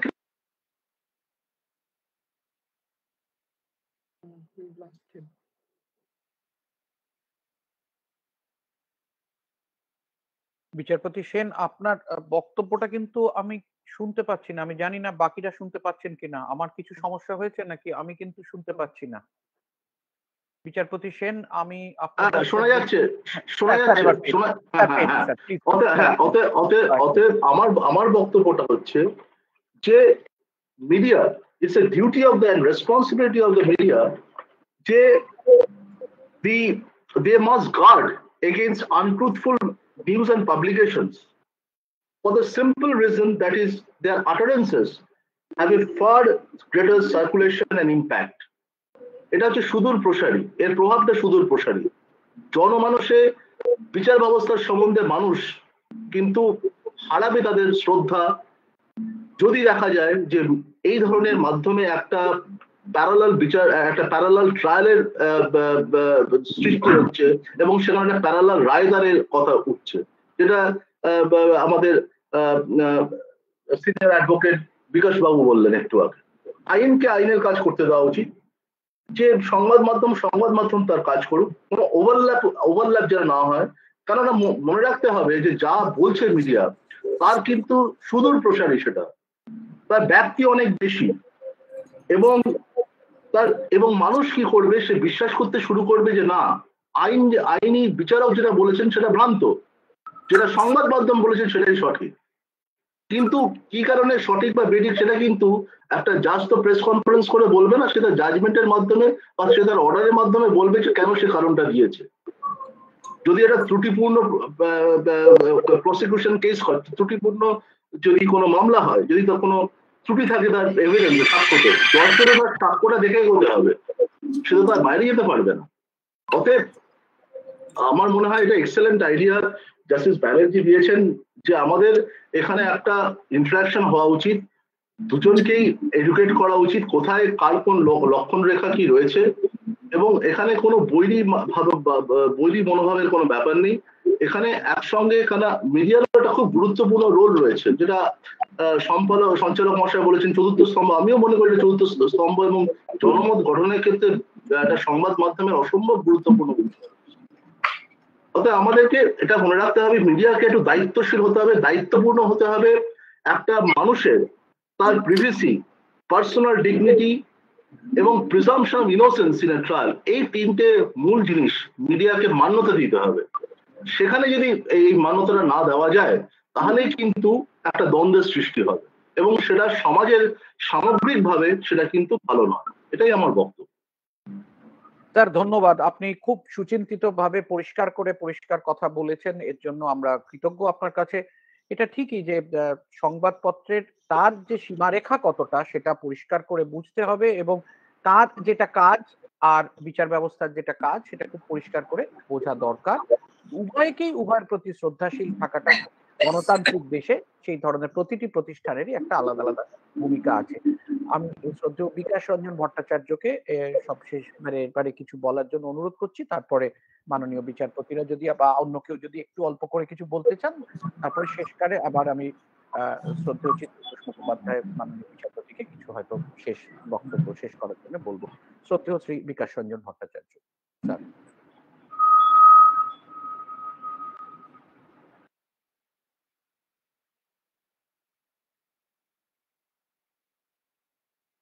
স্যার একটু আনমিউট করে নিতে হবে স্যার, বিকাশ ভট্টাচার্য স্যার। হ্যাঁ স্যার, যার মধ্য দিয়ে বিচার ব্যবস্থার উপর একটা অনাস্থা তৈরি করার প্রচেষ্টা হচ্ছে। বিচার ব্যবস্থার উপর অনাস্থা তৈরি করা মানে হচ্ছে কিন্তু গণতান্ত্রিক ব্যবস্থাকে দুর্বল করা। সেই লক্ষ্য রেখে কিন্তু এই কাজগুলো হচ্ছে, এটা কেউ ভাববেন না হঠাৎ হচ্ছে। এটা একটা নির্দিষ্টভাবে এটা নিয়ে গবেষণা হওয়া দরকার যে এই মাধ্যমগুলো হঠাৎ করে কেন বিচার ব্যবস্থার উপর এই ধরনের আক্রমণ নামিয়ে আনছেন। এটা খুব পরিকল্পিত আমার নিজের মনে হয়। তবে অবশ্যই এটা আলোচনার বিষয়বস্তু, কিন্তু আমাদের বিচার পরিকাঠামোকে শক্ত করা হচ্ছে না, শাসকদের কাজ তারা করছেন না, এবং তাদের ব্যর্থতার দায় চাপিয়ে দেওয়া হচ্ছে কিন্তু বিচার ব্যবস্থার উপরে। মামলা হচ্ছে না কেন উকিলদের দোষ, মামলা হচ্ছে না কেন জজের দোষ। প্রকৃতপক্ষে আমি এই ব্যাখ্যায় যাব না। কোনো উকিল কোনো জজ মামলা জমিয়ে রাখতে চায় না, তার ঘাট থেকে একটা মামলা নেমে গেলে পরে সে খুশি হয়, সে নতুন মক্কেলের মুখ দেখতে চায়। অতএব এই ধারণাগুলো তৈরি করা হয়। আমি বলি মিডিয়ার বিশাল ক্ষমতা, ব্যাপ্তি বেশি, কিন্তু এই ব্যক্ত ক্ষমতাটাকে যারা ব্যবহার করছেন একটা নেতিবাচক দৃষ্টিকোণ থেকে, সেখান থেকে তাদের বিরত হওয়া দরকার। আমার আবেদন আপনাদের কাছে, মানে যারা মিডিয়া আছেন তাদের কাছে এটা আবেদন। বিচার ব্যবস্থাকে আমাদের শক্ত করার জন্য নিশ্চয়ই লিখবেন, ভুলভ্রান্তি হলে নিশ্চয়ই লিখবেন। আমরা তো সমালোচনা করি কোনো রায় বেরোলে পরে, এই রায় সম্পর্কে আমাদের যথেষ্ট কড়া কথা বলতে হয়, কিন্তু সেটা রায়ের মূল্যায়ন করে, বিচারকদের বা বিচার ব্যবস্থার উপর আক্রমণ করে না। সেই সীমারেখাটা বজায় রাখুন। সেটা লক্ষণ রেখা হবে কি রাবণ রেখা হবে আমি জানি না, কিন্তু আমাদের নির্দিষ্ট একটা সীমারেখা বুঝতে হবে যে সংবাদ মাধ্যমের ভূমিকা সংবাদ পরিবেশন বই, অন্য কিছু নয়। মানুষ মতামত তৈরি করুক সংবাদের ভিত্তিতে, কিন্তু তারা মতামত তৈরি করে দেবেন না। এটা আমার স্বনির্বন্ধ অনুরোধ। আমার বন্ধু মণিদীপা রয়েছেন, স্নেহাশিস রয়েছেন, তারা এটা নিশ্চয়ই তাদের বন্ধুদের সঙ্গে আলোচনা করবেন। হ্যাঁ স্যার, এটা নিয়ে আমাদেরও কোনো দ্বিমত বা কিছু নেই। প্রত্যেকেরই প্রত্যেকের জায়গা, এটা নিয়ে আলোচনা হয়েছে। আর যদি Manidipa, you'd like to say something very briefly, or we are already বললেন Mr. Bhattacharya, I mean that is in an ideal world, and it's not an ideal world that we live in, where the journalist minds the P's and Q's and dots the I's and crosses the T's, and so does the judiciary. That's the ideal world. It is not. I mean, just look at what the major and massive influences that are coming into play on the media. We are reeling under the pressure, and I am speaking from my channel's point of view. আমি যেখানটায় কাজ করি, that's a different perspective, অন্যদের অন্যরকম perspective. So এখানটা তো it's not an ideal world. So the formula that Mr. Bhattacharya is suggesting is very difficult to do. I mean, অসম্ভব এটা. We have to maneuver somehow and stay afloat. It's very difficult. Thank you. Justice Banerjee বা justice Sen যদি আর কিছু বলতে চান তাহলে অল্প দুটো কথা যদি বলতে পারি। একটা হলো দ্যাট অনেক জায়গায় কিন্তু আমরা স্পর্শকাতর হয়ে যাচ্ছি, বিচারপতি এবং আমরা উকিলরা বড্ড বেশি আমরা গুরুত্ব দিয়ে দিচ্ছি কে কার মন্তব্য করলো বিচার ব্যবস্থা সম্বন্ধে। এক নম্বর, এত স্পর্শকাতর হলে হবে না। আমরা পাবলিক অফিস অকুপাই করি, সেখানেতে কিন্তু লোকে তাদের মন্তব্য করবে, কোন মন্তব্য ঠিক কোন মন্তব্য না ঠিক ঠিক নয় সেটা আমরা সবাই বুঝতে পারবো, কিন্তু তার বিরুদ্ধে যে আমরা এটা মাটি কামড়ে পড়ে যাব, একটা আক্রমণ আমরা করতে যাব বা পাল্টা আক্রমণ, এটা কিন্তু ঠিক নয়। মানে আমি সঠিকভাবে আর এর থেকে বেশি কিছু বলতে চাই না, বাট কিছু ব্যাপার আমাদের অগ্রাহ্য করা উচিত। কিছু লোকে থাকবেন, বলবেন, তিনি বলেছেন তার মত, সেটা আমাদের অগ্রাহ্য করা উচিত। এটা গায়ে মেখে নিয়ে একটা লড়াইয়ে যাওয়া, সংঘাতে যাওয়া উচিত না, এক নম্বর। দু নম্বর হলো, ম্যাডাম আপনাকেই বলি, আমাদের যখন জাজমেন্ট হয় তার কনস্ট্রাকটিভ ক্রিটিসিজম হয় না। আপনারা মাঝে মাঝে জজকে ক্রিটিসাইজ করেন, সিস্টেমকে ক্রিটিসাইজ করেন, কিন্তু অনেক বড় বড় জাজমেন্ট হয় যার কনস্ট্রাকটিভ ক্রিটিসিজম হয় না। এই আমাদের ধরুন রাইট টু প্রিভেসির ওপর একটা বিরাট বড় রায় হলো সুপ্রিম কোর্টের, বা এরকম অনেকগুলো টপিকের ওপর রিসেন্টলি হয়েছে। সেরকম really educated, involved article in newspapers we have not come across, where you'll have to carry out an in-depth study, you'll give the other point of view, the other perspective, you will look at why the chain of reasoning may not have been right, and that is what is desirable. It will be an intellectual exercise, আপনারা এটা বলবেন যে এই কারণে এটা কিন্তু হয়তো ঠিক হয়নি, এবং এই ক্রিটিসিজমটা সবসময় আপনাদের এটা করা উচিত। That's why you are the watchdog in the democracy, because just like executive বা লেজিসলেচার তাদের কাজের বাইরে যেতে পারেন না, জুডিশিয়ারিরও কিন্তু একটা লক্ষণ রেখা আছে, এবং আপনারা কিন্তু তার ওয়াচডগ। সেখানে কিন্তু আপনাদের কোনো মানে সীমাবদ্ধতা নেই সেই জায়গায়। রেসপেক্টফুলি যদি একটা কিছু বলা হয়, এইটাই হচ্ছে সব থেকে বড় কথা। আজকাল বোধহয় আমরা একে অপরের প্রতি সম্মানটা দিতে পারছি না। আমরা তো হয়তো যোগ্য সম্মান আপনাদের দিতে পারছি না, আমরা হয়তো আপনাদের কাছ থেকে যোগ্য সম্মানটা পেতে পারছি না। আর অনেক ইনস্টিটিউশন আজকাল ভীষণ পলিটিসাইজড হয়ে যাচ্ছে, যে একটা একটা একটা নিরপেক্ষ জায়গায় দাঁড়িয়ে র্যাশনালি অবজেক্টিভলি কেউ কিছু করবে, সেটা কিন্তু অনেক জায়গা পলিটিসাইজড হয়ে যাচ্ছে ইনস্টিটিউশন গুলো। এবং সেটাও কিন্তু আপনাদের দেখার কথা, আমাদের দেখার কথা। আমরা দুজনেই দেখবো, অন্য দুই স্তম্ভ কিন্তু দেখবে না সেটা। সেখানে আমাদের হাতে হাত মিলিয়ে একসঙ্গে যেতে হবে। সুতরাং অনেক জায়গায় কিন্তু we complement each other, মানে in your opinion building you do সেই রেসপন্সিবিলিটি একটা আছে, এবং দ্যাট ইজ দায়বদ্ধতা যাকে বলে সেইটা আছে। সুতরাং এরকম বিকাশবাবু বলেন, আমিও আপনাদের অ্যাপিল করছি যে এটা কিন্তু মানে একটা বিরাট বড় জায়গা। কারণ পাবলিক ওপিনিয়ন টেলিভিশন দেখে বা কাগজ পড়ে যেটা হয় সেরকম তো, যেমন সৌমেন বলল, বিচারপতি সৌমেন সেন বললেন যে আমাদের কোর্টের রায় তো সবাই পড়ে না, আজকাল ওয়েবসাইটে সবকিছু অ্যাভেলেবল। কেউ চেষ্টা করলে কিন্তু একটা ক্লিকেই দেখতে পারেন, কিন্তু সবাইকার দেখার সুযোগ হয় না, সময় হয় না। সুতরাং আপনাদের কাগজ পড়ে আপনাদের যা অ্যানালিসিস রয়েছে সেটা দেখেই ওরা জানতে পারেন। আমাদের কিন্তু we have to, this is যেটা বারবার সোমেন সাহেব বললেন, এটা সংঘাতের ব্যাপার নয়। আমাদের কিন্তু একে অপরকে জায়গা দেওয়া উচিত, সম্মান করা উচিত, এবং জানা উচিত আপনি যে কাজটা করছেন আমার সে সম্বন্ধে জানা উচিত অনেক বেশি, এবং আমরা যে কাজটা করছি আপনার কিন্তু সে সম্বন্ধে জানা উচিত বেশি।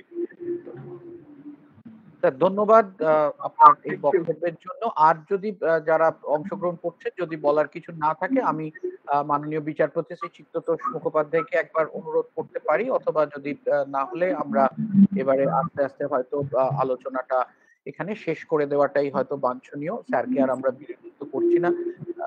বিষয়টা হচ্ছে যে আমরা যেটা আলোচনা করছিলাম ট্রায়াল বাই মিডিয়া, সেখান থেকে আর কিছু বেরোক না বেরোক, যেটা খুব ভালো লাগছে যে মাননীয় বিচারপতিরা গণমাধ্যমের প্রতি যে একটা আস্থা দেখালেন, সেই আস্থা এবং আমাদের যাতে যে কথাটা বারবার প্রথম এবং শেষ জার্নালিজম, আমরা কিছুটা জানি কিছুটা না জেনে বা প্রভাবান্বিত হচ্ছে কি হচ্ছে, এইটা যদি ব্যক্তিগতভাবে আমরা আরেকটু রেসপন্সিবল জার্নালিজম করি, গণতন্ত্রের প্রতিটি স্তম্ভ যদি তার নিজের মতো করে চলতে পারে এবং অপরের স্তম্ভগুলি যদি পরিপূরক হয়, তাকে অযথা আক্রমণাত্মক যাতে না হয়, যদি সেটার ক্রিটিকিং যদি যেটা উনিও বললেন করা দরকার, সে অর্থে কেন হয় না কি হয় না সেটা আবার অন্য আলোচনার বিষয়।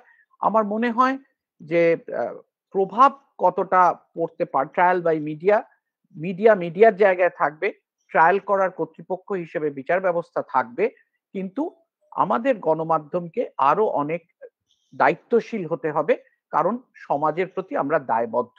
একটাই সমস্যা হয়ে যায় যে গণমাধ্যমগুলো কি, তারা কারা, সমাজে অন্যগুলোর যেমন একটা কাঠামো আছে, আজকের গণমাধ্যমগুলো সে কোথায় অবস্থিত, কিভাবে অবস্থিত, তাকে কিভাবে চলতে হচ্ছে, কার দ্বারা চালিত হচ্ছে, এই দিকে যেতে গেলে আবার অনেকটা কথা হয়ে যাবে, কিন্তু এটাও বাস্তব। আর সব শেষে আমরা নিশ্চয়ই যেভাবে আমাদের আহ্বান করা হলো যে যদি আমরা আমাদের একটু ধ্যান ধারণা জ্ঞান যদি আমরা বাড়াবার সুযোগ পাই বিচার ব্যবস্থার মাধ্যমে, আমরা সাগ্রহে সেটি গ্রহণ করব, নিশ্চয়ই আমরা এগিয়ে যাব। আমাদের গণতন্ত্র দীর্ঘজীবী হোক, গণতন্ত্রের প্রতিটি যে প্রতিষ্ঠান তারা দায়িত্বশীলভাবে কাজ করি, এবং যেটি আহ্বান করা হলো যে একে অপরের সঙ্গে গণতন্ত্রের নামে আমরা এগিয়ে যাব, এটাই এই দিয়েই বোধহয় আমরা শেষ করব। আপনাদের ধন্যবাদ জানাবার কোনো দৃষ্টতা আমার নেই। আপনারা যে দয়া করে স্যার যদি কিছু একটু বলেন, জাস্টিস মুখার্জি যদি কিছু বলেন। আর অনেক বলা হয়েছে, আজ আমি আর সংযোজন করব না। একটা জিনিস আমি স্নেহাশিস বাবুকে বলতে পারি, আপনি স্যার, আমাদের আলাদা করে বলবেন না। এটা একটা democratic republic govern by rule of law. আপনি যদি মণিদীপা দেবী বলেন, আমাদের সঞ্জীব বাবু বলবেন। মাননীয় বিচারপতি, এরকম ফিউডাল এই কালচারটাকে কিন্তু ছেড়ে দিন। আপনি সঞ্জীব বাবু বলবেন, সোমেন বাবু বলবেন, মৃণাল বাবু যেমন বলেছেন। এই মাননীয় বিচারপতি বলে এত একটা গুরুত্ব দেওয়া বা এত মাথায় তুলে রাখার আমাদের দরকার নেই। আমাদের নামিয়ে আনুন, আমরাও তাতে কিন্তু অনেক কন্ট্রোলে থাকবো। ধন্যবাদ। Thank you, Justice very much. Thank you, Justice Sen also. আমাকে সোমেন বাবু বলে সম্বোধন করলে আমি খুশি হব। ঠিক আছে স্যার, আমাদের পথটা আরো কাছাকাছি আসবে গণতন্ত্রের নামে, গণতন্ত্রের জন্য। আপনাদের শুধু ধন্যবাদ দিয়ে ছোট করব না, এটাও বলছি একটা প্রত্যেকের দায়বদ্ধতা থেকে আপনারা এসেছেন এটার আলোচনার জন্য। যদি এর থেকে কিছু উপকার হয়, অন্তত ধারণা তৈরি হয়, তাহলেই এই আলোচনাটা তার কার্যকারিতা থাকবে। আর আপনারা ছাড়াও বহু মানুষ এটা শুনছেন, আমরা দেখতে পাচ্ছি। তাদের মধ্যে বিদগ্ধ প্রাক্তন বিচারপতিরাও আছেন, বিশিষ্ট আইনজীবীরা আছেন এবং বিশিষ্ট আধিকারিকরাও রয়েছেন, প্রাক্তন ও বর্তমান। তাছাড়া নাগরিক সমাজের বহু বিশিষ্ট ব্যক্তি, সাধারণ মানুষ আছেন। তাদের সকলকে ধন্যবাদ দিচ্ছি। মাননীয় চিত্ততোষ মুখোপাধ্যায় মহোদয়কে ধন্যবাদ, সঞ্জীব বাবু, সোমেন বাবু, মৃণাল বাবু, মণিদীপা দেবী ধন্যবাদ। আর একটু অসুবিধা হবে, ঠিক আছে, ধন্যবাদ। আর সৌম্য এবং বাংলা ওয়ার্ল্ড ওয়াইড এই একটা ব্যবস্থা করার জন্য, এবং আপনারা এসেছেন, ভবিষ্যতেও আসবেন, এটাই আমাদের মনোবল বাড়াবে। নমস্কার, শুভরাত্রি।